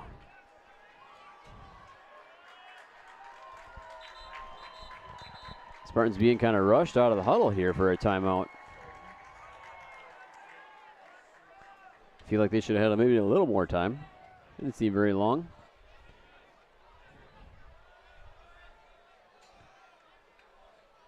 See what they put together here. 4 receivers to the bottom side of your screen, 1 to the top. 3-man front for the Laker defense. We're going to get the ball to Wanshoffy, who makes the catch and gets it back across the 45-yard line to the 44. And that's where he'll be brought down, bringing up 3rd down and long now. 3rd and 13. Probably see something similar there from Detroit Lakes that we just saw in the last play. They're going to be fine giving something underneath and rallying to the ball as long as their guys stay in their areas here. The receivers are doing a lot of running on offense right now. They're going to call Olmscheid on a... Oh, we got timeout, okay. Olmscheid started moving in motion. I was like, oh, man, we don't need that penalty right now, too. So DL calls the timeout. 1:19 left again. If you're sticking around for halftime, you got the dance team coming on. Fall dance team is going to give a performance. We have our tackle cancer pass around with the collections. And then we also have a turf talk in line for you. We have defensive coordinator Ryan Stark, who I didn't realize is not very well known around here anymore, or to begin with, but is becoming more and more popular. He's a teacher over at John Clark Elementary in Rockville, and he's our defensive coordinator, so he'll be our guest of honor on the Turf Talk tonight. Got to think here that we're probably more than anything just trying to pick up 6-7 yards based on all the drives in this quarter. It's pick up some yards to make it manageable for 4th down rather than go for it all now and end up punting if we don't get it. 4 receivers to the top side of your screen. Woods alone on the bottom. Going to go to Woods on the bottom side. Tipped out of bounds. Woods being double teamed on that coverage. Not a lot of options, even if he did catch the ball, other than to just run out of bounds. No, we've had a lot of one-on-one looks this year when we've been running that formation, whether it be Brody or whether it be Caleb on the bottom side, and it had a lot of success with it, and it looks like DL's shifting, trying to align properly, but definitely not leaving a man on an island with those two. Right. Spartans going forward on 4th and 13. 4th and 12. Looking for the play call. They got it. I bet you Ferdinand's going to do one of those drop punt things. Yes, he does. So he punts it. This is going to be a big boot, though. That'll get in the end zone for a touchback. That'll be brought out to the 20. So he just got too much juice on it. I think he was going for – Coach was signaling for an angled punt to try to get it out to the corner. Yeah, it looked like we were just going to try and get him to jump since we had previously done so, and they didn't do it. So we probably smart punt the ball away. Detroit Lakes hasn't been able to sustain any drive yet, so make them go 80 yards in a minute 8 if they're going to get some points here, or a touchdown anyways. As I'm looking to my left here out the window, UND must have a bye weekend because I see Grant Tylutke in the stands. The one and only. True freshman playing up at UND, getting a lot of playing time, some starting role playing time up there on defense. Having a heck of a season as a freshman up there. Great to see him in attendance this weekend. Really good job there by Nolan on the defensive end on the high side of the screen, just stringing that one out, taking on 2 guys, making them turn it up eventually. We just didn't have anyone there to rally. Got to do a little bit better job being physical at the snap there on the edge. 2nd down and about 5 for DL. Pack in the box here. Defense is going to be coming. Hoagland's going to try to get out to the top side of your screen. Actually, that's not Hoagland. Was that Francis on the carry? Did he just take the snap? No, it's a sophomore quarterback, Donovan. Well, they're Zima. switching it up. Yeah. Okay, so that's number 7, Zima. He can't. Yeah, he's getting the play call again. No, it right looks. now, so. Yeah, must be switching things up again here. You know, we have a alumni, ROCORI alumni that's coaching football over on the DL sidelines, has been for the last couple of years, Matt Jensen. Also, shout out to the Jensen family, Mark Jensen, former high school principal, Minnie Jensen, former curriculum director here at ROCORI, both outstanding in their roles. And Mark now superintendent up in DL. But I was talking with Matt, and he said, yeah, they're changing a lot of things up as they go each game. So it makes it hard to get a read and beat on that other team when they keep doing that. Well, Jake, I just got notified of a new location that we haven't had yet. What do you got? Somewhere in the middle of the Atlantic between Atlanta and Madrid. What? Are they on a plane or on a boat? Yeah, Greg and Ashley Keys. That is awesome. Midair? They are midair. That is fantastic. Love that, Keeses. Thanks for letting us know. That's fantastic.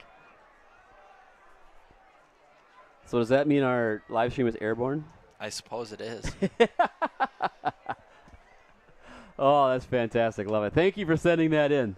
That's great. 1st and 10 for the Lakers after that last play.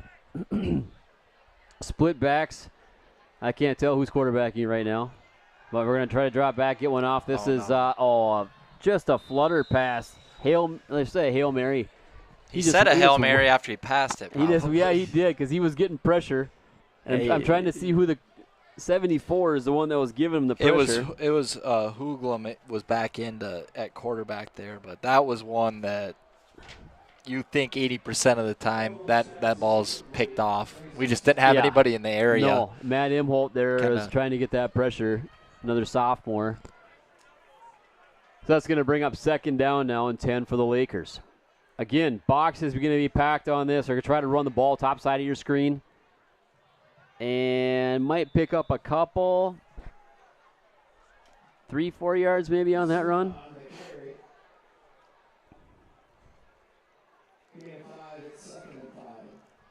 Okay, so that's going to bring now a 3rd and 5 or so. 17 seconds yeah, left. You got to think they're going to take a shot here, and if they don't get it. You know, why wouldn't you take a shot if you're DL at this point? Yeah, I think maybe you leave a guy in, give him a little extra protection since we've been getting home on the pass rush. Yeah, Looks like they got an extra lineman in the game, actually.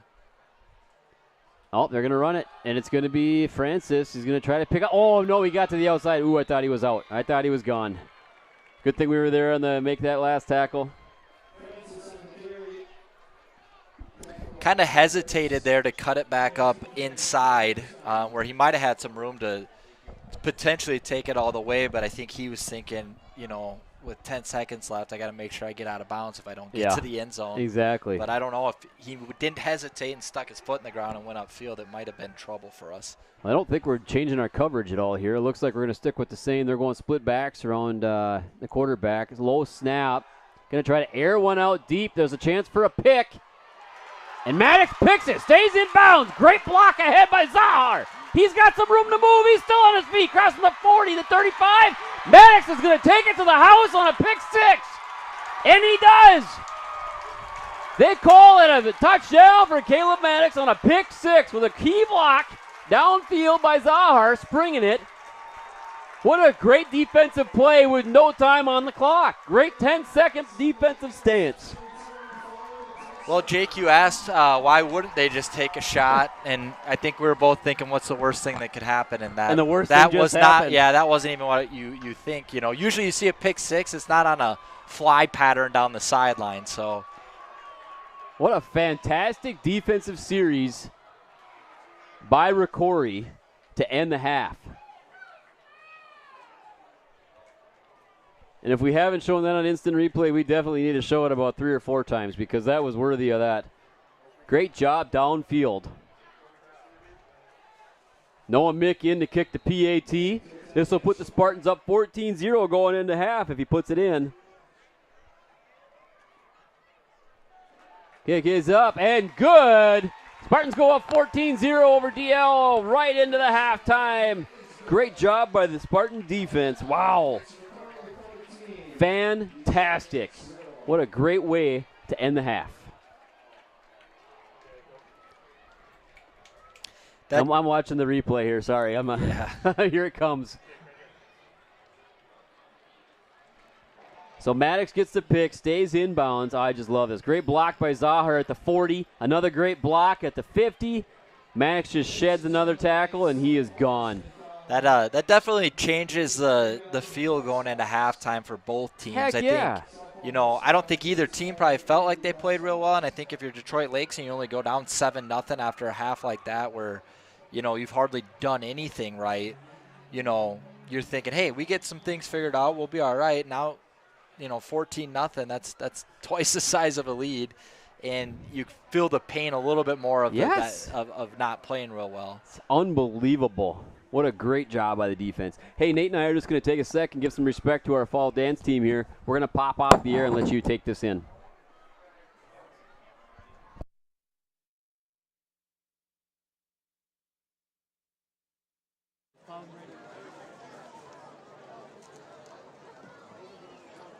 We now welcome the ROCORI High School Performance Dance Team to the field.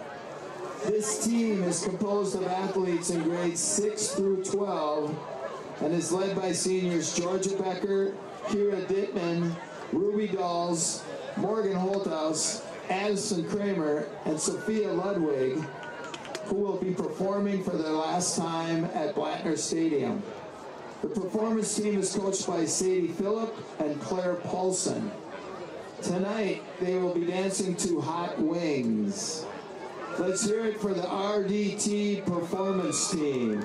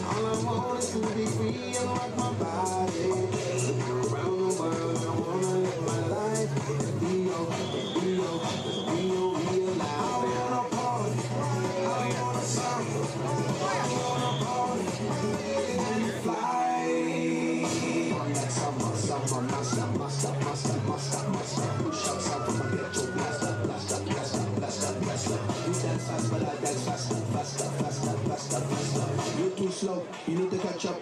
You can dance and dance.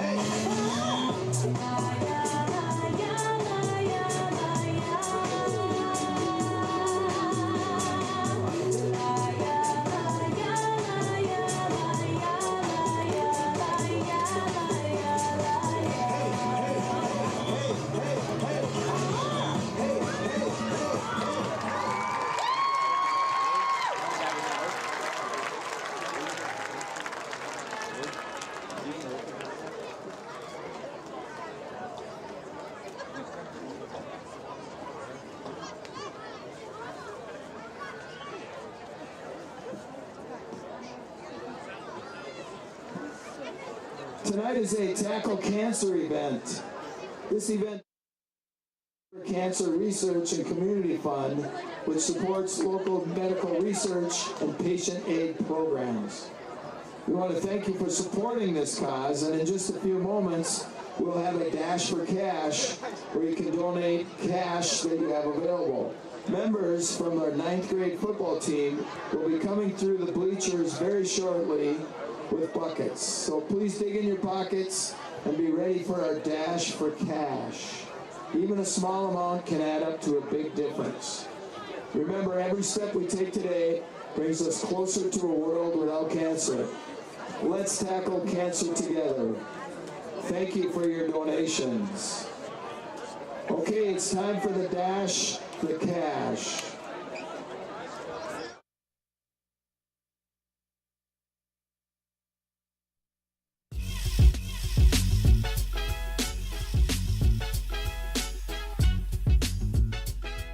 Welcome everybody to this year's first episode of Turf Talks. I'm here with defensive coordinator Ryan Stark. Ryan, thanks for joining us tonight. A couple questions for you. Where did you grow up? I grew up in Springfield, Minnesota. Okay. Tiny little town, southwest part of the state. Not a lot of people know it. When I say I'm from Springfield, it's usually Illinois. No, it's just a small town in southwest Minnesota. And what sports did you play growing up? I played football, a little bit of basketball, wrestling when I was younger, baseball, and yeah, mostly just been a football dude. You did it all. Yeah. Okay, so where'd you go to college, and did you play sports in college? I did not. Initially planned on playing college sports. Football, had a couple of offers. Ended up at St. Cloud State, and then kind of just stayed in the area ever since. So what brought you to Cold Spring in the ROCORI School District? Yeah, so I was at Big Lake in Princeton previously. Wanted to move to Spicer, New London area to be closer to family. Moved there last year, reached out to Coach Herberg and came on staff here last year, and then I'm still here, so. Nice. So what sports, when you were growing up and playing, what was the most challenging for you? Ooh, I don't know. I've always just been so football minded, so I don't know if there was really a challenge with football. More so not wanting to do the other sports because I was so wanting to do football all the time. So I think the biggest challenge was trying to enjoy other sports when my mind was always just wanting football. And now you're avid in the weight room as well. You've been a strength coach at Big Lake, right? Yep. Prior to coming here. So what type of workouts do you do? Are you a Pilates guy, a yoga guy, bands, weights? What do you do? You know, I keep it very basic. I have some injuries like the Achilles, the shoulder, so I don't go too crazy anymore. I have dumbed down my workouts quite a bit, so I am just real basic stuff from kind of here on out. Hardest coach you've ever had? Whew. That's tough. I don't really know about hardest. Dude that pushed me the most was probably my head coach in high school, Paul Dunn. Just always wanting the best for us, pushing us hard every day in practice and things like that. What do you like most about this year's football team? The opportunities. We got to have some guys step up that are underclassmen. So right now we've got a lot of battles going on, so it's fun to watch them kind of go against each other in practice, knowing that one of them is going to be the starter and it's a battle. So it's fun to see. How do you relax? Going to the lake, hanging out with the family, being outside, mostly just enjoying time off of the phone is the easiest way to relax for me, I would say. What's your biggest fear? Whew, the fear of failure, I would say. It's just tough. It's always in the back of the mind of doing the extra things to make sure that whatever you're doing in life you're successful at, to go the extra mile. Okay, we're about 95 yards into this, baby. I got one question left. Yep. What are your best words of advice to give younger athletes? Ooh, do the extra things. I get on our guys a lot about watching their film time, the installs, things like that. Go the extra mile so that you're able to look back with no regrets. Thanks, Coach. This is Coach Ryan Stark, defensive coordinator, ROCORI Spartan Football, and that's another episode of Turf Talk.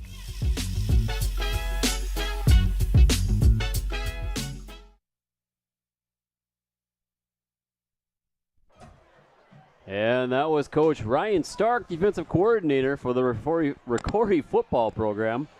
I got too many bubblers going. My mouth is moving not as fast as my words want to come out here. But, hey, what a great half. Overall, yeah, we did some things that we probably aren't super proud of on the penalty side. We got to tighten up, but overall, pretty decent half for us. Yeah, we'll take being up 14-0 no matter what, but especially when you make as many mistakes as we made. Yes. To go in with a lead is a nice little cushion, and hopefully we'll make some adjustments and not hurt ourselves with some self-inflicted wounds. Tighten up our discipline just a little bit more here. So stats-wise, we just got our stats from the master down there, Mark Baisley on the sidelines, and here's what we got. So Nate, Detroit Lakes has 21 carries for 75 yards. which isn't shocking based on how much they ran the ball the first half. To be honest with you, I thought they'd have less, but they had a couple couple bigger runs for 10+ yards, but most of their other stuff, especially in the second quarter, was not getting past the line of scrimmage too far. Right. ROCORI having 12 rushes for 26 yards. Reception yards, though, they only have one reception. Detroit Lakes for 5 yards. ROCORI's got 10 for 111 total yards. So obviously we're making our hay in the pass game right now, but we really need to develop that spatial awareness for Max to get the ball to the receivers a little bit more efficiently. Yeah, I'll say if Detroit Lakes completes a bunch of passes in the second half, that's not going to be good because they're going deep. Mm-hmm. And so if they are able to complete them, they're going to be big plays, and that's why you only see the one.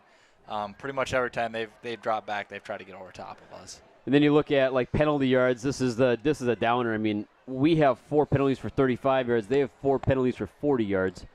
Penalties on both sides of the ball right now are just ugly. There's just a lot of flags on the field, and it's definitely hurting both teams. We just need to have a little bit more tighter discipline, as we talked about.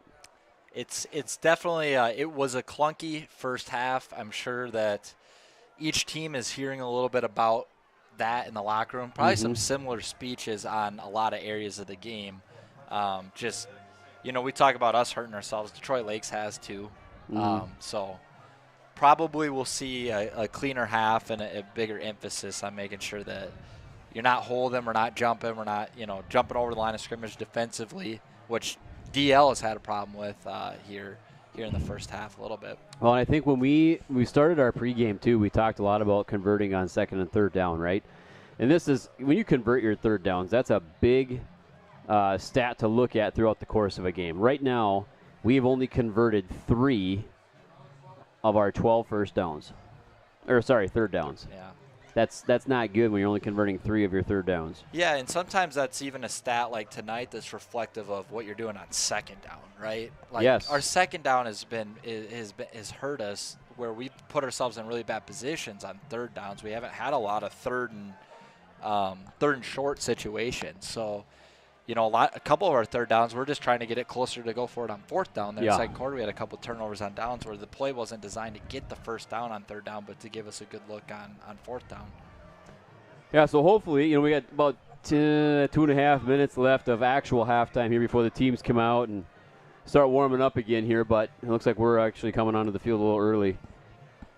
So the conversation went well on our side of things, maybe just couple things to tighten up on and really focus in on and not give them too much information at the half. But got a few of our guys coming out to start warm-ups.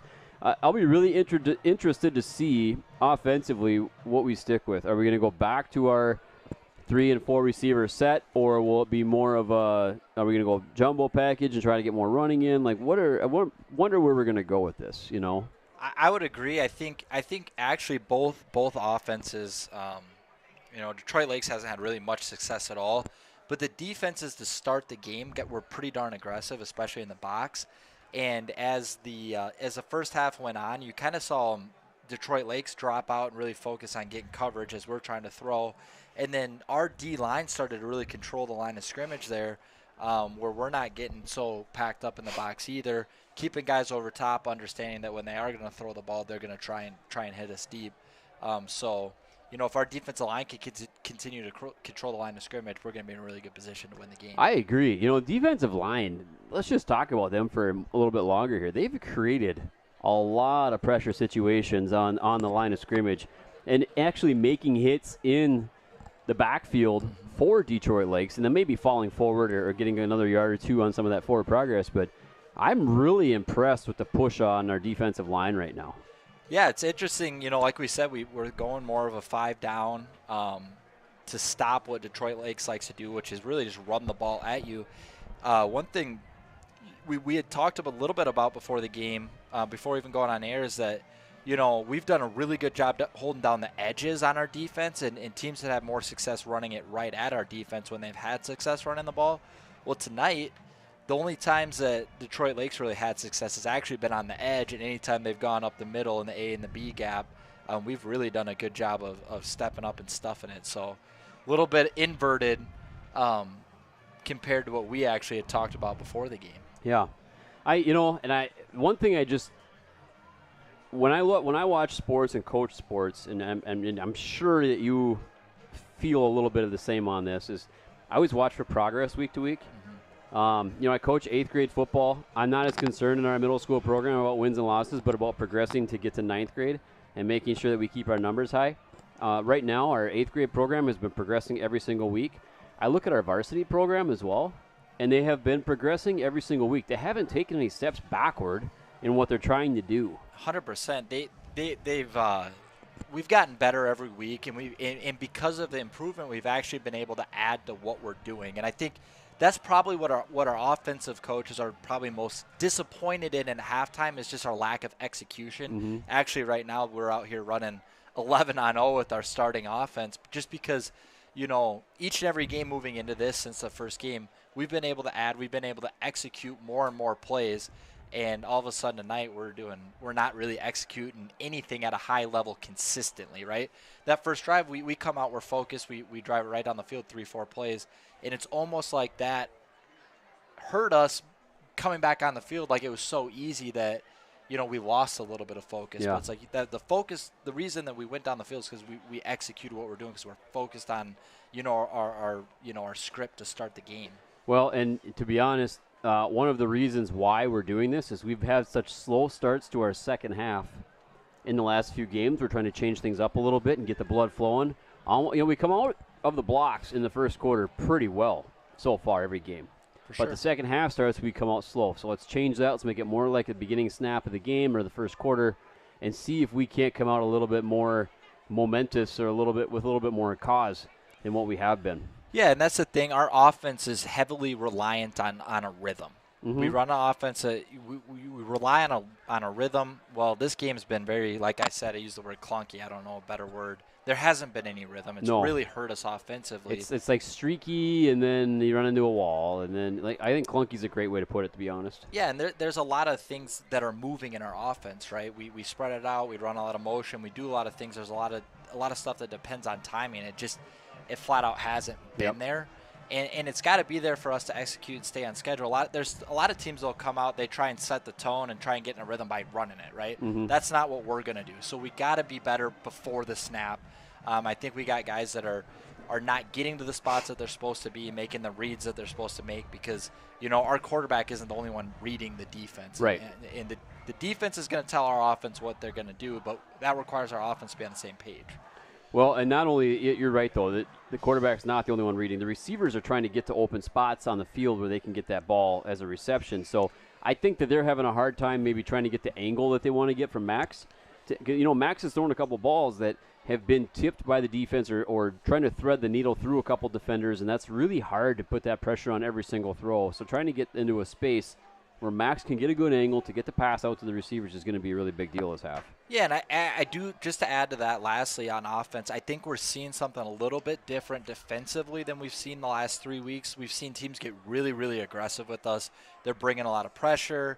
They're playing a lot of man, especially on our single receiver side. So we've gotten really comfortable in that and where we go with the ball. But now all of a sudden we're seeing a team that's really dropping out and putting a blanket on the field. And now we're being forced to try and find those spaces in the zone versus kind of running free through the middle of the defense or down the sideline. So, yeah, I agree 100% with what you're saying. I think the analysis that we have is we're spot on with the second half. Let's stick with what's working. Defensively, keep packing the box. Linemen keep getting their push. I believe we're kicking off this half, right? Yes. So it'll be interesting to see defense comes out right away. Let's see what happens on that defensive side of the ball. Maybe they can force another turnover real quick. They've been really good at that so far. They recovered a fumble. They got an interception for a pick six. And let's just see where this momentum comes out. Starting the halftime a little differently this game, where they're running plays at half. Typically haven't done that. Hopefully it gets the blood flowing a little bit more, and these guys won't come out flat. For sure. I think defensively too, it's like, hey, let's go get a 3-and-out. Let's try and get the ball back with good field position, because this game has been in a lot of punts or turnovers on down. So whoever can be the team that's playing on the other team's side of the field most of this half, it's going to benefit the most for, there's going to be mistakes made. And when you're closer to your end zone, that's easier to capitalize off of it. 100% true on that. Noah Mick set to kick off for the Spartans, and here he comes. He's got a big boot on him, this guy. Soccer captain as well. Ball is going to be received about the 17-yard line of the Lakers, and they're going to run into a wall around the 19. You know, Nate, one thing we did get to, or didn't get to this game so far at halftime, just because we had our analysis was pretty in-depth. I got to go through some stuff. Girls soccer this week, they beat Coon Rapids 3-2. They tied DL 1-1. Overall, the girls soccer record is 6-4-3, and they want to give a huge shout-out to the boys student section for the positive cheering and support this week. They actually had a little controversy issue because the boys were cheering so loud during the game, and in all positive ways, the referees stopped the game and had an issue that they couldn't concentrate. So it was very interesting. Needless to say, the fans won on that one. Francis through the center and brought down about the line of scrimmage. Boys soccer, quick update on them. ROCORI JV has been dominant all year with a record of 10-1-1 with 61 goals scored and only conceding 3. JV is killing it. ROCORI varsity is ranked number 10 in AA with a 9-3-2 record, led by captains Noah Mick, Jaden Garcia, and David Medina. They have scored 38 goals, only conceded to 13. Varsity plays again Tuesday next week at home versus Brainerd at 7 p.m. And then they have a homecoming game Thursday versus Apollo at 1 p.m. So if you're looking at checking that out, that's a 1 p.m. afternoon game next Thursday. Quarterback forced out of bounds here by Cooper Notch. That's number 7, Donovan Zima. Ninth grade football played before the varsity game tonight, and they dropped one tonight, 38-26, moving them to a 2-3 overall record. So there is your ROCORI update. So it appears that Zima is kind of their running quarterback. So it looks like their adjustment is, hey, we're going to stick to the run game and try and find something in that.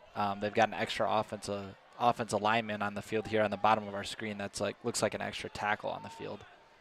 So Zima's going to be out of the shotgun, back on each side of him. He's going to try to roll out to the top side of your screen.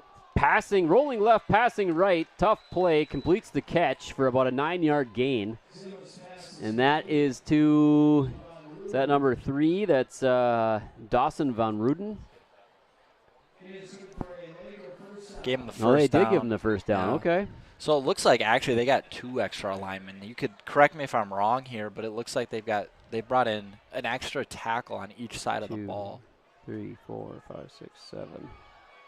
And I think they're rotating one out on each side here. Looks like they moved him to the left side this time. I formation. Was that fumbled handoff? Maybe not. No, I'm wrong there. They did have a Oh, it is. Yeah, they fumbled the handoff. ROCORI recovered the ball.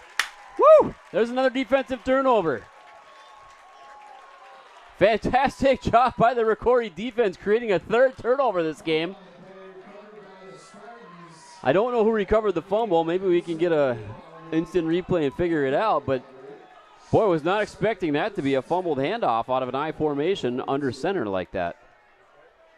No, but their other fumble was the same type of thing, right out of the I formation, just trying to put the ball in the running back's back, and they've had a few issues with that tonight. Fantastic job by the Spartan defense recovering, and Ferdine and the crew come back. And here we go. Ferdine's going to launch one out to the top side, and Noah Olmshire is going to make that catch. Looks like he has enough for a first down. We'll see if Scott agrees. He might just be short. And they mark him short. So this will be 2nd down and 2. Great play to bring out right away and get some speed going. Yeah, formation that we haven't actually seen much of at all this year. We kind of had a twin set there. 2 receiver side with our X receiver, which is Brody. We haven't really seen them do that much at all this year. Ferdine's got 3 receivers to his left. Saul ends coming out to the flats. Ferdine looking to throw, connects to Saul. Saul's going to cross the 35, cross the 30, break through 2 tackles and bring it down to about the 27. Great pickup of yardage there and moving the sticks. Yeah, Heidi Reitmeyer coming into the chat. ROCORI Swim and Dive had 2 meet wins this week, so congrats to those ladies as well. Really good block there by Maddox Abel on the screen pass there. We were able to cut off of him and make the yardage we needed to get the first down and a little more.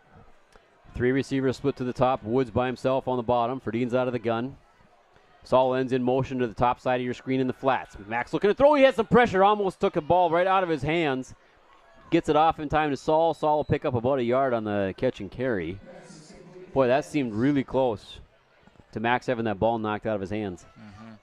They're definitely getting down upfield here on the rush. I'll be interested to see. We've seen, ROCORI go to like the running back draw or the quarterback draw a lot this year. We haven't seen it tonight, and right now DL's getting really comfortable thinking, hey, we can run upfield off the edge all night long. Wouldn't be surprised to see Max take off with the ball here at some point soon. Here comes Ferdine out of the gun again. 3 receivers to the left. He gives the handoff to Enns. Enns going to bring it up the A-gap, pick up 3 yards on the carry before he's brought down. Looked like they had an extra guy there that we didn't. They had more guys playing defense in the box than we could block. And now we're going to got 3rd and long again here, Nate. The dreaded 3rd and long. Once again, probably just looking for 6-7 yards here to go for it. Here comes Ferdine out of the gun. He's looking to take a strike. He's got to scramble and move. He's going to keep it himself, try to run, but he won't be close. I think we're going to get called with a holding here. Yeah, we got Laundry on the field.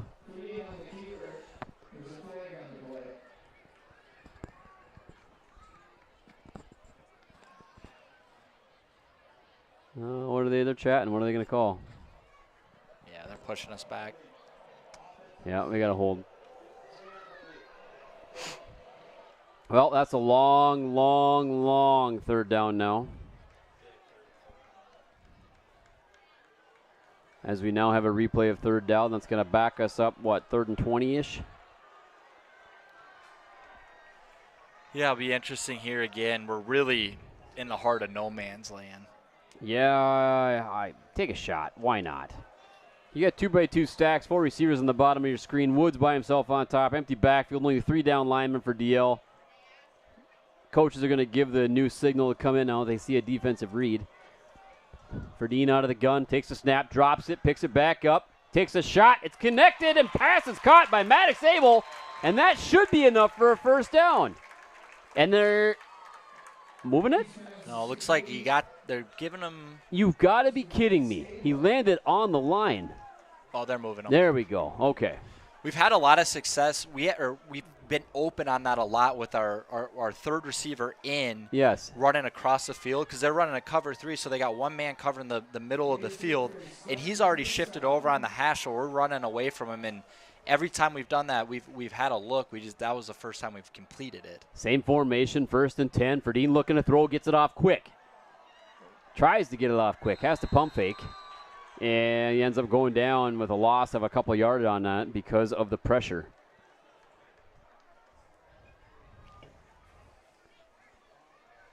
You can go either way with it. I'm just looking right at the crossbar. We're trying to look out the window here. Nate's got open air and I have glass, and I'm trying to look through the crossbar of the window. So 2nd and 15 for the Spartans. Ball's placed on the 14-yard line. 4 receivers to the left. Woods by himself on the top in the slot.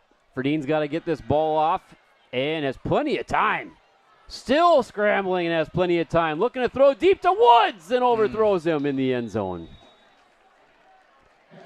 At that point, it might have been a tuck and run situation. He would have had probably 6-7 yards on the carry, and it wouldn't have been sitting on 3rd and 15. Yeah, really good job there by the offensive line. We really anchored really well there, gave Max a lot of time. It's just, like I said, it's a defensive. They're running like a cover 3. They got 4 guys underneath, 3 guys over top, so there's a bunch of guys drop back in zone, and we haven't seen a ton of that this year. Well, we have not. You are right about that. Now we got 3rd and 13, 3rd and 14 here for Ferdine and the crew. Ferdine out of the gun, trying to take a strike if he can get one. Gets it off. That's off the hands of Noah Olmscheid. Ferdine just threw a heater down the field, and Olmscheid just couldn't haul it in, and now we've got a 4th down opportunity coming. What do you think? Take another strike? I mean, if you can't kick it from here, throw it to the end zone. I mean, to get the 1st down, you got to get down to the 4. So we talked about this right here earlier. We had a A guy run right down the middle of the field wide open out of this formation. So we got quads stacked to the bottom of the screen. Ferdin's looking, he's looking, assessing, fumbles the ball.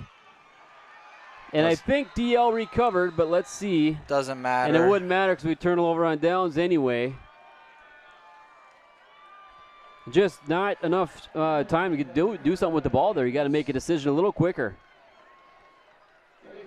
Turnover on downs, and the Spartans have that great field position taken away. And defense is back on. This kind of feels a little bit like the Vikings game last weekend. But defense is putting the heat on the Lakers here to try to get the ball back in the offensive hands. Now the only thing that's missing is another defensive touchdown. You know, we have played on our side of the field a lot. We have. The positive side for us, that is. Quarterback is under center. It is Hooligan, and looks like we get a handoff to the line of scrimmage. Hooglam is bouncing in and out with Zima. Yeah, Zima. Yeah, it appears that they're, Detroit Lakes is kind of searching for what their identity is and what they really want to do or what's working for them. So we got to do a good job making sure they don't figure that out. But that's what makes the team dangerous, if you're not sure what they're going to do because they're trying everything, that's where they get a little dangerous. Here comes a bobbled snap, and we are in the backfield in a hurry. It almost looked the snap went right to Francis.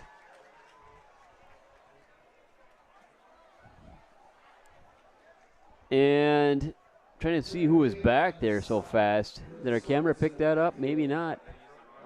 Looked like Francis actually moved a little too soon. He didn't have a wide split next to the quarterback there. Handed it to him going left, and the ball I think it actually hit Francis, who was trying to cross the quarterback's face. You might be right on that. So we got 3rd down and 12 for the Lakers. We're going to go out of the gun. Spartans are not going to bring heat. They have Zima in. He's going to try to get around the top side of the screen. He gets a handful of yards. He's a hard-running quarterback, no doubt about that. Not enough for a first down, so that'll bring up 4th and short.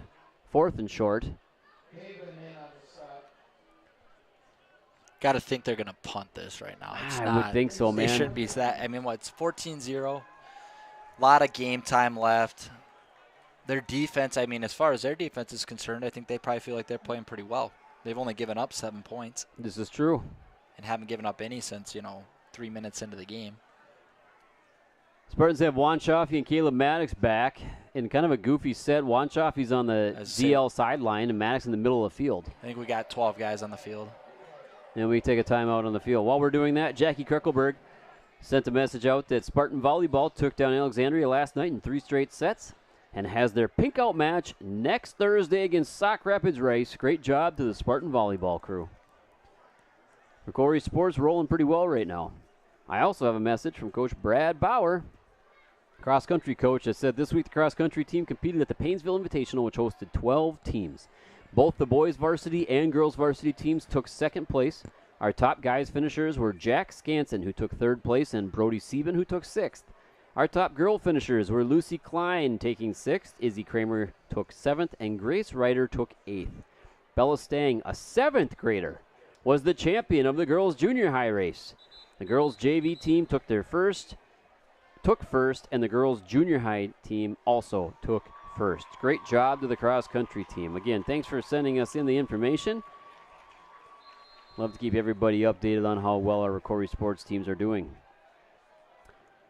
Here comes the 4th down punt for the Lakers. It's going to be not a very deep punt at all. Fielded by Wanchoff. He slips at the 48, crosses the 50. We got a flag on the play. I'm hoping that's not a hold. He's still on his feet, though.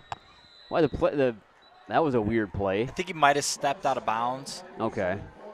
But I think we're going to be losing 15 yards on this one. Or 10. 15. Oh, illegal block in the back. Boy, we are so loose on these penalties. We have got to get this figured out. Just absolutely ridiculous discipline on a team that we shouldn't have these issues with. It's frustrating. Yeah. Because now you're at 35 penalty yards going into halftime, and you've just added 15 more. 50 total penalty yards in your game. That's a killer. That's a silent killer for your offensive program there. Yeah, we actually had a hold, too, on our first offensive possession there. That's right. So now we're even at 60 yards. Terrible discipline on the penalties. Maddox taking the snap out of the jumbo formation. He's going to get it on the right-hand side. He's pick up 11 yards on the carry. It's enough for a first down. Move the chains. I think one of the keys of the game next week is going to be controlling penalty yards. Yeah. Yep. That's one of those stats you never love to see, even on a win. We got an injured player here. Looks like an injured Laker down on the far sideline. So we went heavy personnel there and, had some success. I got a feeling we'll probably stick with that. Because this is where the challenge will be is, we've been able to get a first down, but we haven't been able to get 3 in a row. Right. Our scoring drive was 4 plays, so we have not sustained a drive yet all night, and it'd be a really good time to have a nice 10-play drive and chew up some clock and put some points on the board. Yeah, we could use it. I mean, 4:34 left in the third quarter. It's by no means a blowout when it's only 14-0, and we just to solidify the game a little better, let's put another 1 or 2 scores on the board. Yeah, and I would say, we've talked about it. We've made a lot of mistakes, but at this point, we're playing on the side of the field that we want to, whether or not we're scoring or not. Our defense is getting off the field every single time. They aren't able to drive the ball. So for us, the biggest thing is don't commit a big mistake, right? Don't put the ball into DL's hands with a chance to score, like kind of defensive touchdown or something, because that kind of feels like that's the one way we'll lose this game right now. Yeah. We're even despite our mistakes, we're in control. So 1st and 10, Spartans come out in jumbo package. Ball goes to Caleb Maddox, who's going to get it around the bottom side of your screen, and just a shoelace tackle to stop him by Francis. Or Caleb might have been gone. He might have scored on that sweep right there out of the jumbo package. Great job, good wheels. Caleb Maddox so fast. So fast. You talked today earlier about in the pregame about they DL having good athletes that have gone through the program. A lot of them out. We don't really know what we're going to see. I think Francis is a good athlete. He's a really good football player, and he's been all over the field tonight. Yes, he has. Spartans in the same package, fakes both running backs. Ferdine going to keep this one, and he'll pick up 6-7 yards on that carry, maybe close to 8. See where they give him the spot. Looks like DL calls a timeout. I think that the DL coach has been uncomfortable with this package because this is the second time he's calling timeout when we've been in it. So maybe not comfortable with how they prepared for it, or if what they prepared for, probably this is the case, what they prepared for, they're not aligning to it properly. Got one honor here that we need to give a shout out to. Tom Niehaus was just inducted into the Minnesota Amateur Baseball Hall of Fame. He's a ROCORI alumni from the first year ROCORI was built. Congratulations, Tom. Yeah, congratulations. Fantastic honor. Good for you. Hopefully your family was there to enjoy it with you. He's joining the PA announcer here at the football game, Dave Hinkemeyer. He's in the Amateur Baseball Hall of Fame. And yeah. actually just got inducted into the ROCORI Hall of Fame too. So Dave does it all here. But congratulations to Tom. 3:58, just under 4 minutes left in the third quarter here as ROCORI comes off the timeout from DL. Staying with the jumbo package here, so you're going to see everybody just packed in the box in the field for a little while. Snap comes out. Ferdine's going to give the handoff to Enns. Enns is going to try to bounce around, and he'll make it down to the 20. Enns is just a hard-running kid. He almost runs violently. Just aggressive, just taking on those hits and trying to pound through them. Yeah, we've had a lot of success in the heavy package here, going at the edge of the defense. It looks like Detroit Lakes, they're putting a lot of guys down the line of scrimmage, but they're really compact, really tight here. Yep. So we're able to seal them. And they don't know who the snap's going to. This time it's to Caleb Maddox with the Ferdine lead block. Maddox almost gets outside far enough to get the first down. It's Francis again. If he doesn't make that play, that's probably a tell you touchdown. what, Francis, if you're just going by game that we're observing right now, Francis is the most athletic kid on this team. And he seems to be everywhere. As a running back, as a linebacker, he is doing it all for them today. Back to the alignment, 2nd down and 4. Ferdine's going to keep this one. And this is going to leave us 3rd and short, probably about a yard, maybe 2. Yeah. Yeah, up the middle right now is kind of where everybody on their defense is, and we're really able to stretch them here on the outside. So we'll see if we go back to that or just try and pick it up going right at them. What do you got, 2 yards here? Looks like 2. 2 plays to get 2 yards. Here comes the snap. This one goes to Ends. Who is that? Maddox. Yeah. I just saw the 1 on the jersey. I couldn't see the 0 there. Maddox gets hit pretty good by Francis, gives him a little tap on the helmet. He's made 3 of the last four plays. Yeah, he has. He's actually coming up down from a safety position. Now, he's playing at about 6 yards depth at safety, but he still is getting to the outside to make those hits. Quick. 4th and 1.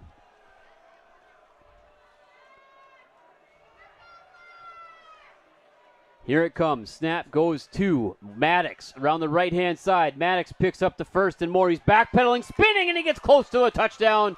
And the ref throws the laundry. Wonder if he got face masked on that. He might have. The way he was spinning, he'd have been pretty elusive to grab onto. That'll be half the distance to the goal. Looks like our guys are moving backwards. Maddox is going to come out of the game. He's running with a little limp here.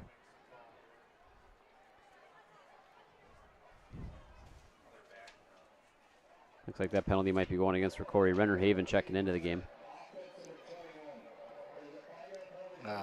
What was the call there? I didn't hear it.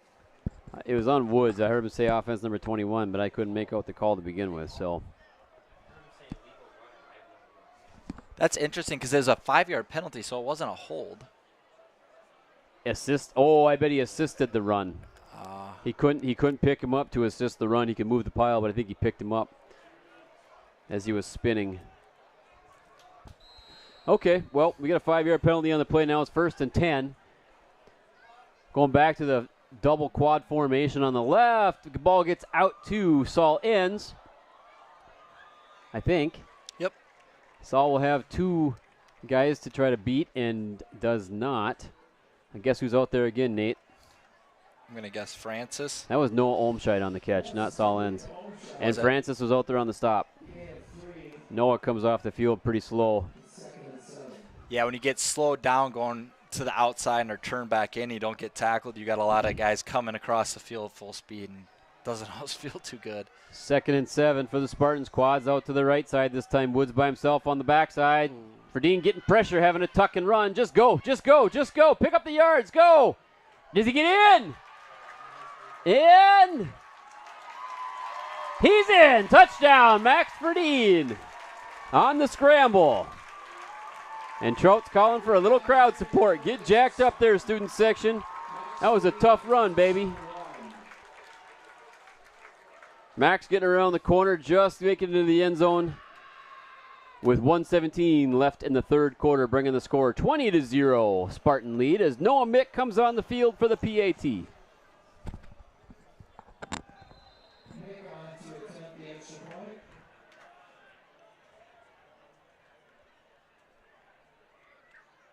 Here comes the snap. Noah's got the kick up, and it is good. 21-0 Spartan lead, 1:17 left in the 3rd. Nate, that was the drive we've been looking for. Yeah, it wasn't mistake-free, but we were able to overcome them. We didn't have the big mistake that we've had on others. You know, like the penalty there on that we had on Brody for trying to assist him. It was a 5-yard penalty, not a 10 or 15-yard penalty like we've been seeing on some of these other drives. It's a unique penalty. But we were in our big package the whole time, so we were able to find our rhythm in that. It's kind of been something we've gone to get a rhythm. Yeah. Well, and you know this is going to be characteristic of this individual as well when I explain this. But you know Brody Woods from coaching basketball. You've coached him in basketball. I've had him in the weight room. I've had him in football myself. Brody is the nicest guy you will ever meet. Yeah. Extremely humble, very kind, which is why he helped his teammate stay on his feet to get into the end zone and get penalized for it, right? So that's a mistake that you live with as a coach. Oh gosh, yes. To be honest with you, you watch football on Saturdays and Sundays, and you see guys kind of do that all the time. Yeah, they move the pile, but Yeah. they maybe don't catch the guy trying to fall, but they move the pile, right? Yeah, I think there is different rules on that in high school just for player Yeah. protection. He's also one of the strongest kids I know. So Brody is if extremely, if yeah. he wants to move someone, he's going to move somebody. Oh, I tell you what, if we get down there for the fourth quarter to do some interviewing, we'll ask him about that one. I'll let you do that. That might be a fun feature. We had a conversation. If the score gets high enough and the starters come out of the game, we might do some interviewing on the sidelines here during the fourth quarter. We'll see what that looks like. Big block there on Cooper Notch coming out on kickoff. Cooper engaging with him. Number 20, Avery Nordby. And the Lakers will take over on their own 35-yard line.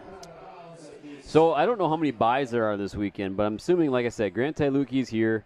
I'm assuming UND does not play tomorrow. St. John's has homecoming tomorrow. So that means Minerath and Baisley, who were in attendance here earlier. I still see them here. They'll be playing tomorrow. Man, will make sure you get to St. John's and take in that game.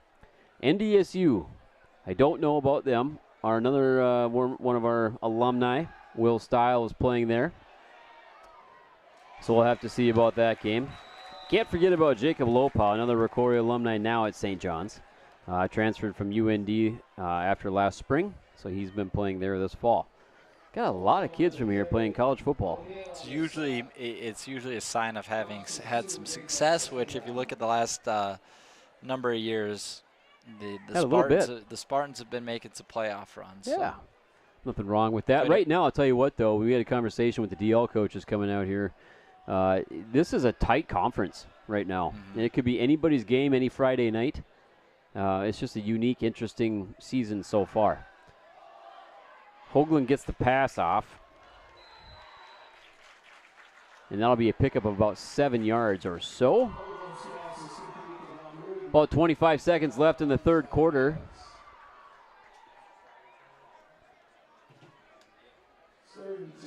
Spartan defense just having an outstanding game. I'm really impressed with how well they're gelling. 3 sophomores in with the juniors and the seniors here to really complete the defense.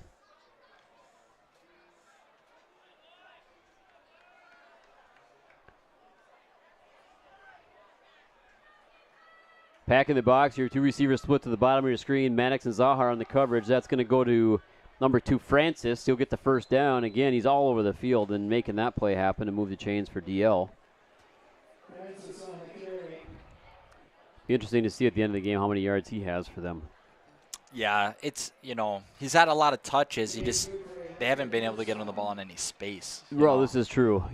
Picking up, anywhere from 3 to 7 yards a carry? Yeah, he's done a really good job. I mean, a lot of times he's usually not going down on first contact. It's just we've been in places and rallying to the ball. So gets hit once, it gets off, and he's going to get hit again.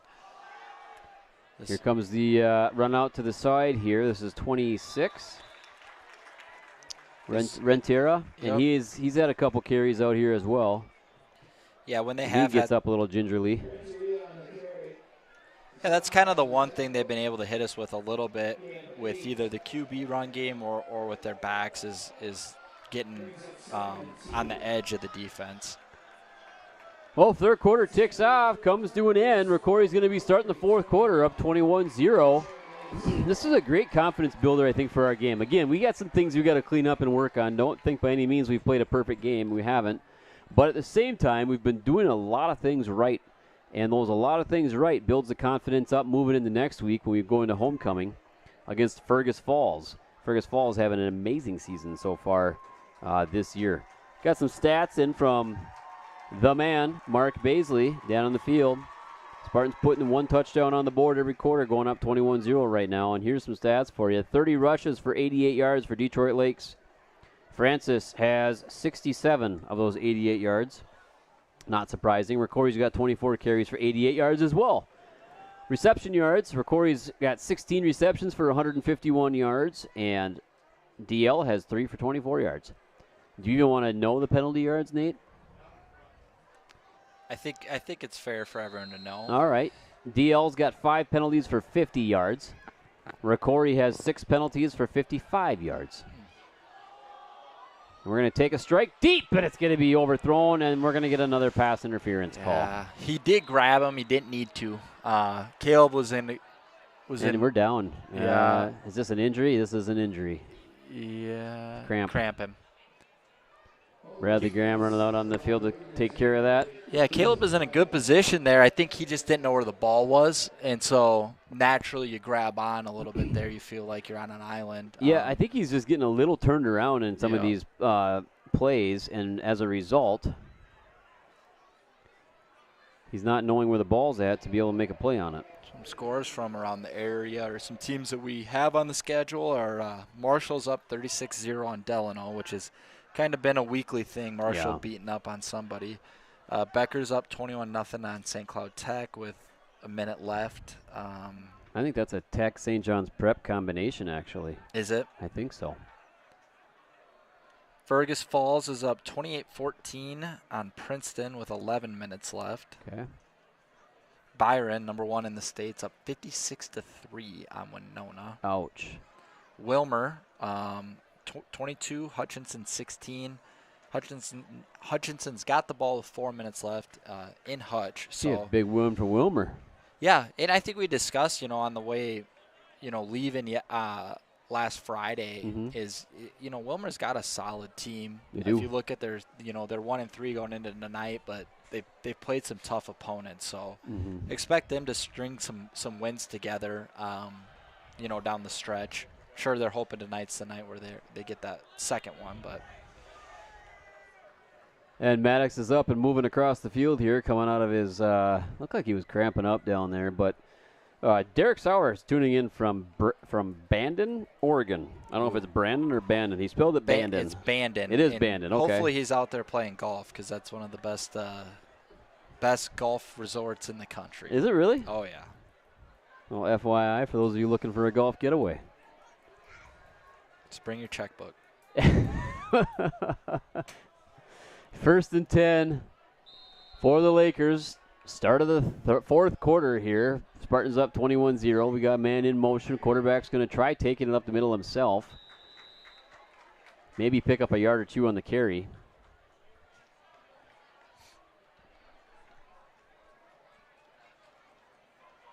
Spartan starter is still in on the defensive side of the ball.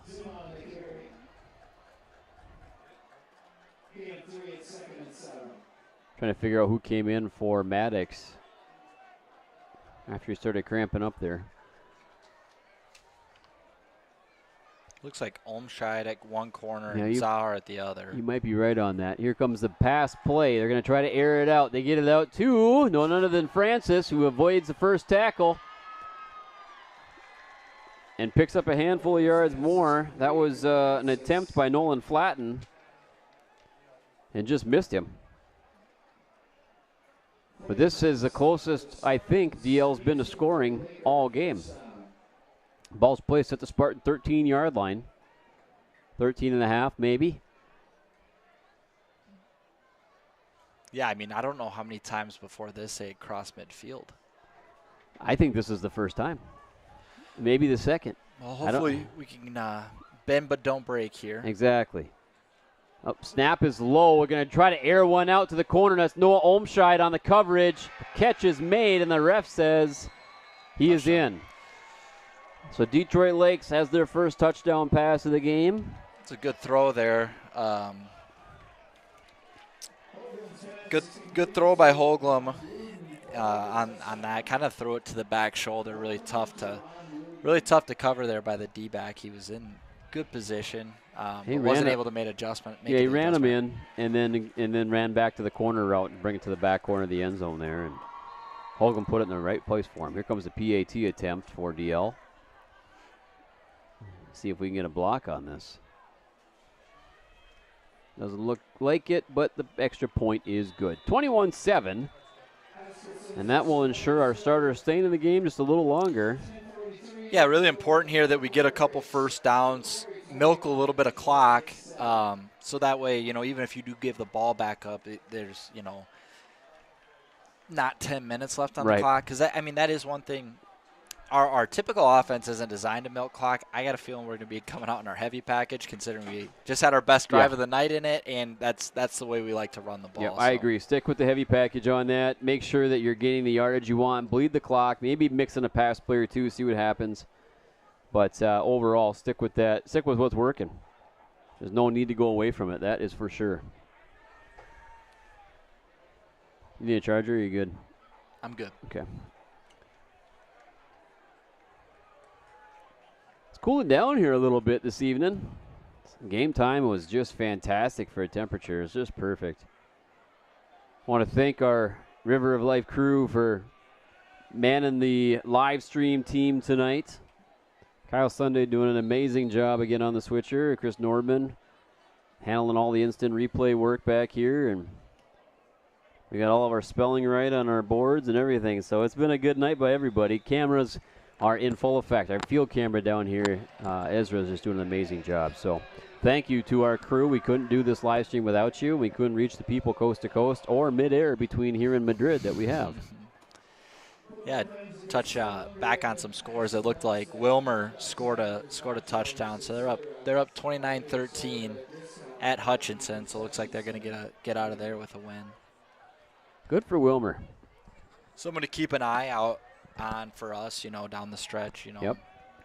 Looks like they got some winnable games in front of them, and we need to keep winning, as that's a section opponent that obviously we have the head-to-head over as well.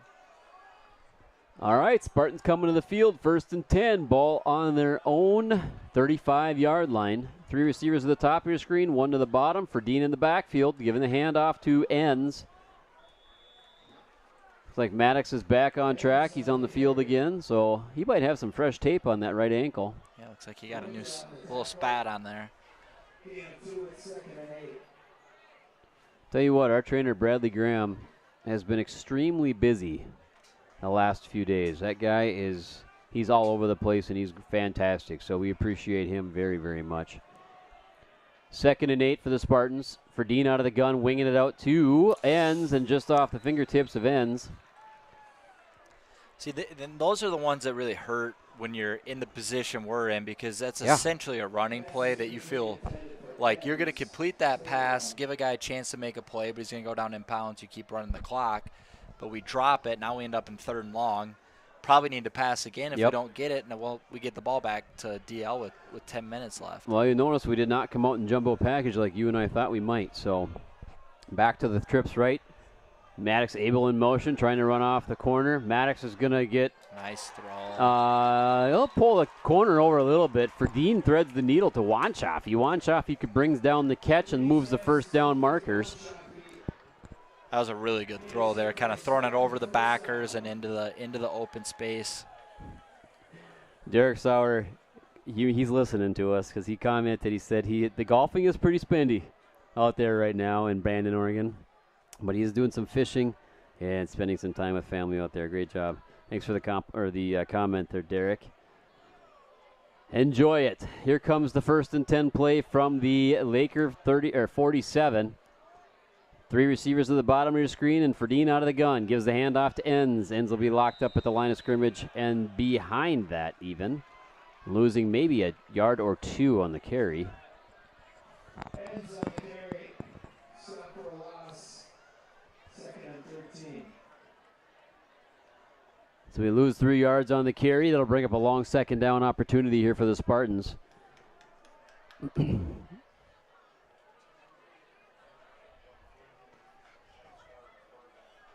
Kind of a static crowd right now. Not much happening here to help be an 11th, 12th man on the field for him.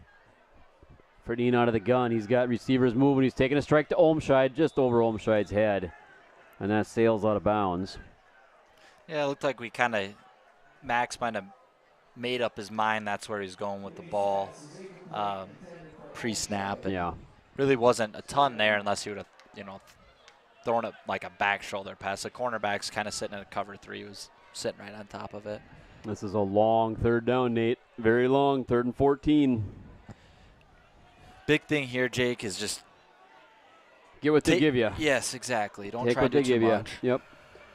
Here comes the snap, and they're going to try to bring some heat on Ferdine. They pick it up, Screen and we pass. get lucky. We don't get a hold on that one. And Enns will take it to about the 42.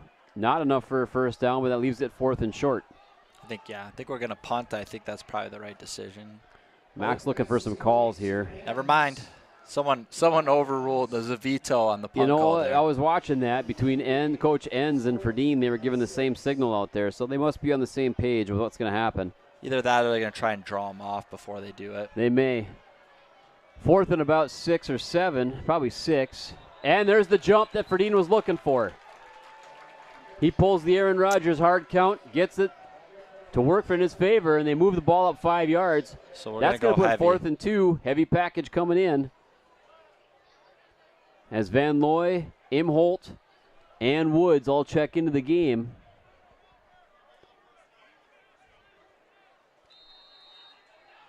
Fourth and about a yard.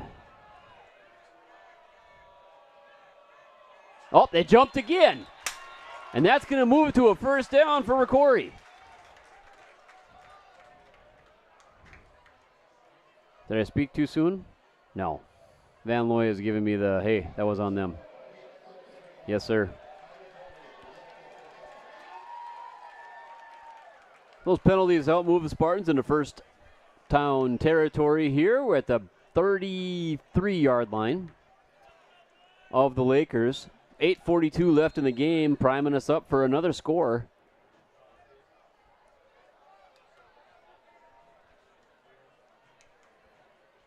Three receivers at the bottom of your screen, one to the top. Enns in motion. Ferdine out of the gun. Ferdine looking to throw. He gets it out to Enns. Enns puts a little shake and bake on Francis, but it's not enough. Francis brings him down. Be a little gain of some yardage there, but Francis again covering everything for DL. Ton of tackles. Tell you what, if they lose him, they're going to be in trouble.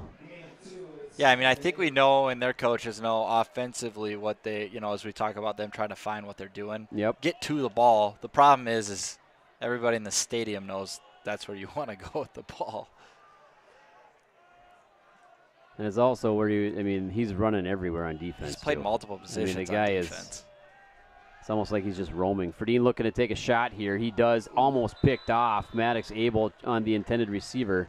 Lands hard on his back hip.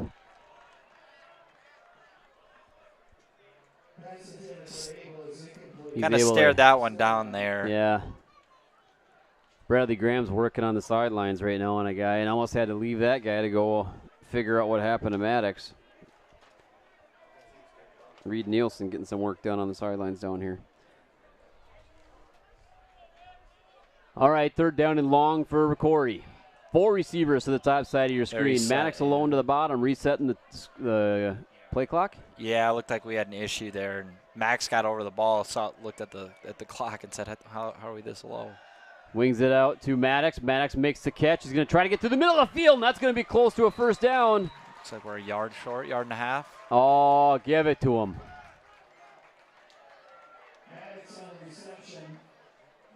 Nope, fourth down. Fourth and just short. 7:40 on the game clock here.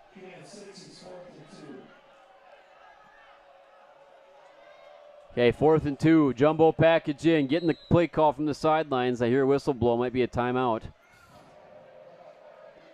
Sure enough, DL takes a timeout to talk this one over. They're going to try to put a stop to this. Spartans, if they get another score here, go up 28. They get another first down here, it's going to be looking bleak for Detroit Lakes. I think, professional courtesy would say you go up and hard count them, right? Yeah. I mean, they've jumped the last 2 times. So. Hard count them and then run the play. Yes, and get it anyway, right? So. Yeah.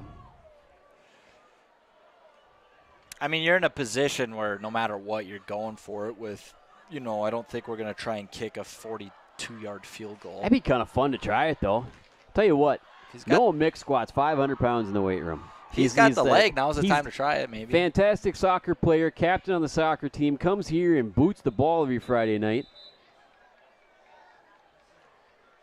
I might get excited if he hits that field goal. Looks like we're not going to get to see. And we won't get to see it right now. Get to see him try it. Now, we're going to go jumbo package with Ferdine in the backfield here. And with Maddox, Caleb Maddox. Maddox gets the snap. He's going to get the first down and more. Picks up about 5 on the carry. Running behind that jumbo package moving crew up front. Drive stays alive as it moves to a first down and deeper into the DL red zone.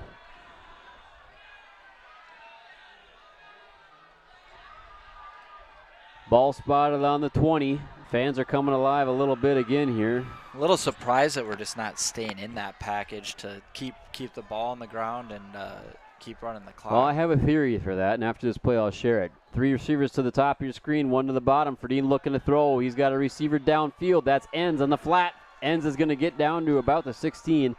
I'm thinking right now they don't want to show any more than they have to because this film will be given to Fergus. Oh, yeah. So hide what you don't want anybody to see at this point, right? Yeah, I think because I think that one thing that we probably have a couple extra plays in that package that we haven't ran this year, and I would assume we have a play action off it for when a team decides to suck up on the run. I would probably now agree would not with be you. the time to run it. Exactly. Ferdine's got to dump it quick. He does to Maddox. Hard hit from the back there by number 3, Dawson Von Ruten. Max will pick up a couple, maybe a yard or 2 on the play. It's going to be 3rd and about 4.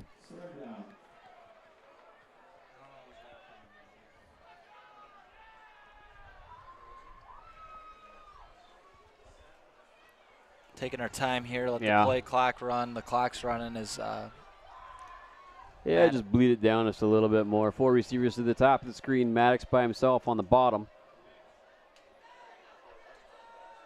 Ferdine's looking to throw. He's got some pressure. He's got to get rid of it. He hops out of 1 sack and just throws it away so he doesn't actually take the sack or get out of bounds too quickly. His clock stops with 6:07 though. Yeah, a little fortunate there. They had a linebacker coming off the edge, was unblocked. And he left his feet to go tackle Max. I don't know why he did, but got lucky. Max was able to get away from him. And now we might be going for a field goal. Noah Mick on the field. 30-yarder. Right hash here. Right hash. Oh, this will be exciting. This will be exciting if he hits it. First field goal attempt of the season. Noah Mick lines it up. Tells Ferdine he's ready. Here's the snap. It's a good one. The kick is up, and I'm hoping it got tipped. I don't know if it did, but the kick is short and left and is no good. Just pulled it. I wonder if he was a little bit concerned about being on the right hash there, making sure he's able to, direction matters obviously and especially in a high school football field, the hashes are pretty wide. So. Yeah, that's a tough spot with a right-handed or right-footed kicker. But also the field position now is DL takes over on their own 20-yard line. Well, we ran because DL jumped twice in a row on 4th down. That was at the 10-minute mark. We ran another 4 minutes off the clock. So they're down 2 possessions here. So I think you're going to start seeing them get aggressive here down the field. They kind of have to be. 2-by-2 formation. Francis in motion. Hoagland looking to throw. He's going to air one out, and it's going to be picked off again by Caleb Maddox. Maddox crosses the 35 down to the 30 before he's brought down. Caleb Maddox again on another interception as the quarterback just floats one out there. Yeah, he got caught on his back foot there and kind of tried to heave one at their best player and just didn't really get in his vicinity. For him Again, to be Spartan able to make a play. defense just doing a job tonight.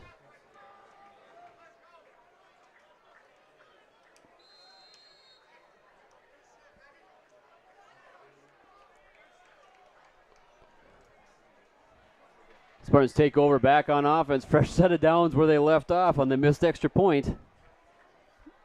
3 receivers to the bottom. Ends in motion. Ferdine's going to have to throw it quick. He's getting pressure, gets it out to Ends in the flat. Ends crosses the 25 down to the 23. Clock is running at 5:45 left in the game. We won't have a post game tonight, but we will tell you that next week is homecoming here at ROCORI. Dress-up days each night of the week. They've shifted a lot of things around. Information all went out in a school newsletter this week. letting you know when everything's going to happen. I know they moved the variety show to later in the school year, so that's taken out of homecoming week. But there will be dress-up days, Ironman football, the flag volley or the powder puff football, Ironman volleyball, and then soccer plays in the afternoon, I believe, on Thursday at 1 o'clock. Varsity football will take on the Fergus Falls Otters Friday night. Yeah, we'll have our hands full Friday. We're going to have a 5-0 football team coming into town for homecoming. Yes, we will. The freshmen will play beforehand, and there will be a homecoming parade Friday after school next week. So lots of things happening here before we get to our home game against Fergus Falls. Jumbo package in. Fredine in the backfield with Maddox. Snap goes to Maddox. Maddox up the C gap, trying to make some yardage count here. He picks up maybe 2 on the carry. And he's going to be battling Fredine tonight for who has the most rushing yardage. Maddox on the carry. Brings up 4th and 5. So 4th down and 5 is the next move here with the chains. Spartans bleeding the clock pretty well as it's coming down to 4 minutes. And I think that's just going to be their charge right now is bleed the clock, not necessarily looking to score. If it happens, fantastic. Ball goes to Maddox. He's going to try to get around the left side. Ferdine's out lead blocking.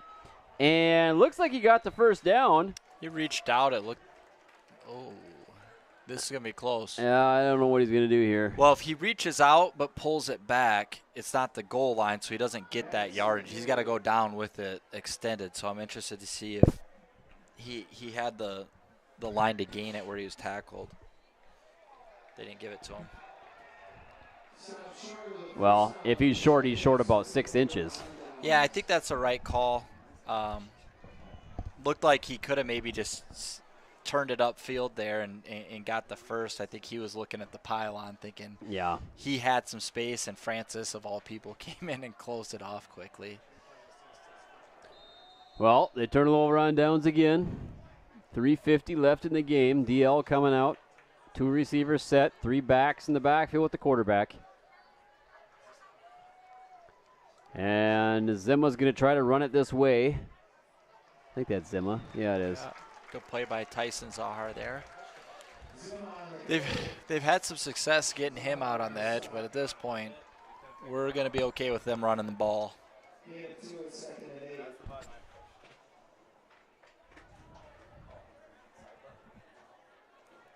We're missing that tonight. Our replay TV in the booth was out of commission. And now 1 button later, it gets turned on with 3 minutes left in the game. All right, 2nd down, 8 for the Lakers. Zimma's going to give the handoff to, I believe that's Renteria. As the play clock and game clock keep dwindling down the time, under 3 minutes here to go at Blattner Stadium. You know, I understand that you haven't really had any success throwing the ball if you're Detroit Lakes, but, I mean, you have to here, right? You got to do something to try to win the game, and running it at our defense right now hasn't worked here in 3 quarters. I don't think that. Yeah, you got to almost get away from the run game. 2 possessions down. You got no timeout, 1 timeout left. I mean, you got to throw one here. Yep, I agree. Well, they may do that the way they have their setup set right now, and they do. Going to try to get it out to the flats. They get it out to the flats. Good hit out there. Was that – who was that? Was that Tyson? It was Tyson. They threw a flag on him. Why? I think they're going to call helmet to helmet, but the kid slipped, so it's you know, something that I don't understand in the rules of football is when you're going to make a tackle, your head is going to come down. If a guy slips like that, what are you supposed to do? You didn't aim at him. That's a poor call. I mean, guy gets out there to make a low hit. Nothing you can do about that as a defender. You know, he's had 2 of those this year. And both times are the same situation, and it gets. Well, I think there's such an emphasis on that on a it's high a level of safety football, thing. I get it, but it's, you know, they're looking to make that call at, you know, any time. Well, it's almost like it's Possible. anticipated. Uh-oh. Nope, they're going to take another strike. Maddox is going to get his tip. Get it. Oh, my Lord, that was close. Folkerts almost had a pick. Did it bounce off his helmet? It bounced off the Detroit Lakes helmet there.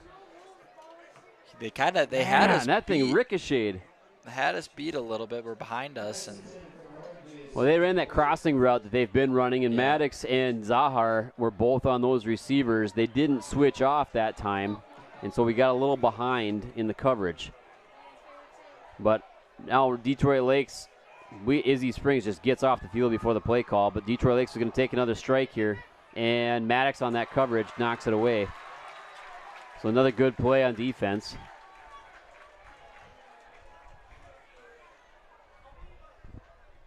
ROCORI's just got to get set on defense quicker. That last time they were just out of position because they didn't get set quick enough. yeah, I think we need to give a little DL just try to more take cushion advantage. understanding of what the heck we're doing to defensively there. Like, we should be getting ran behind right now. We know what they're going to do. They haven't really shown any type of pattern where they run more than 10 yards down the field and break it off. Right. They're running a 9 route right down the sideline or right down the seam. So give them some cushion and just turn and run with your man. So here comes the 3rd and 10 play from DL. They're going to go to the air again. They get it out, and an incomplete pass. They're really targeting Maddox and Zahar's side of the field over there with those two receivers. Yeah. You know, they're going to the same two guys each time, so those two are going to get some action. Well, I said that there. They ran like a 12-yard out route. We haven't seen that. We haven't seen that yet. But he actually had some space, but not an easy throw, and wasn't really in the area to be a completed ball. 4th and 10 with under 2 minutes to go. They really don't have the luxury to punt.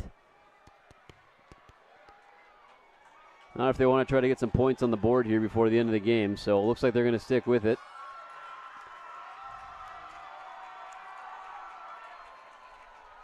Two receivers split to the bottom. We got the back splitting the quarterback, looking to roll out and throw. He's going to get a lot of pressure. Almost sacked and then almost picked off. Renner Haven on the pressure. Zahar almost had a little pick off there.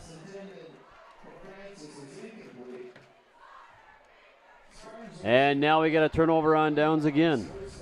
What do you think? Run the clock out? I think you just take a knee here. We got, 40-second game clock once we take our first. Ball's going to be spotted at the 37. I don't think Detroit Lakes would be calling a timeout here if we take a knee, so we should be able to I don't think so either. We should be able to get this one ran out. Go straight victory formation and walk away with a W here. 3 knees and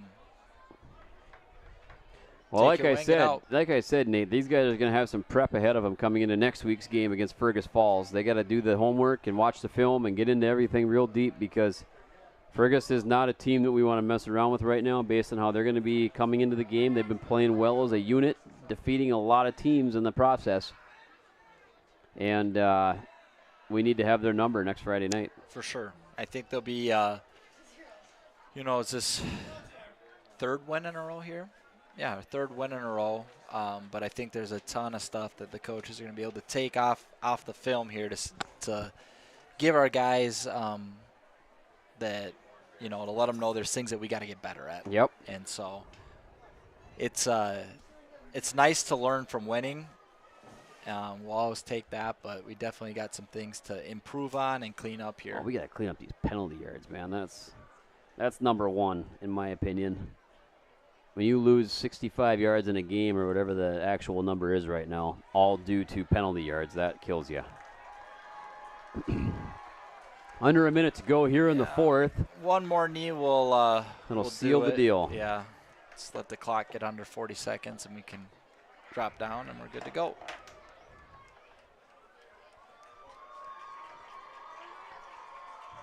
And here it's going to come. Good night overall by the Spartan football program on this Pink Out Tackle Cancer night here at ROCORI Blattner Stadium. Folks, we hope you all have a great weekend this weekend. We hope that you get to check out your favorite football programs. St. John's has homecoming tomorrow. Get there and support our ROCORI alumni if you can. Remember to be kind. Tip your servers. as the clock ticks out here at Blattner Stadium. Have a fantastic weekend, everybody. We will see you next week here, homecoming, 7 p.m. next Friday night at Blattner Stadium.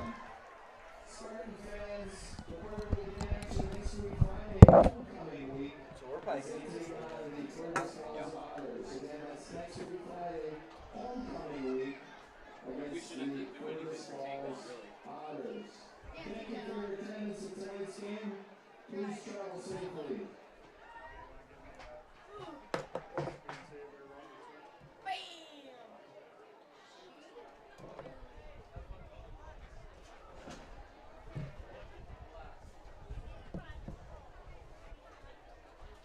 Good luck tomorrow, brother.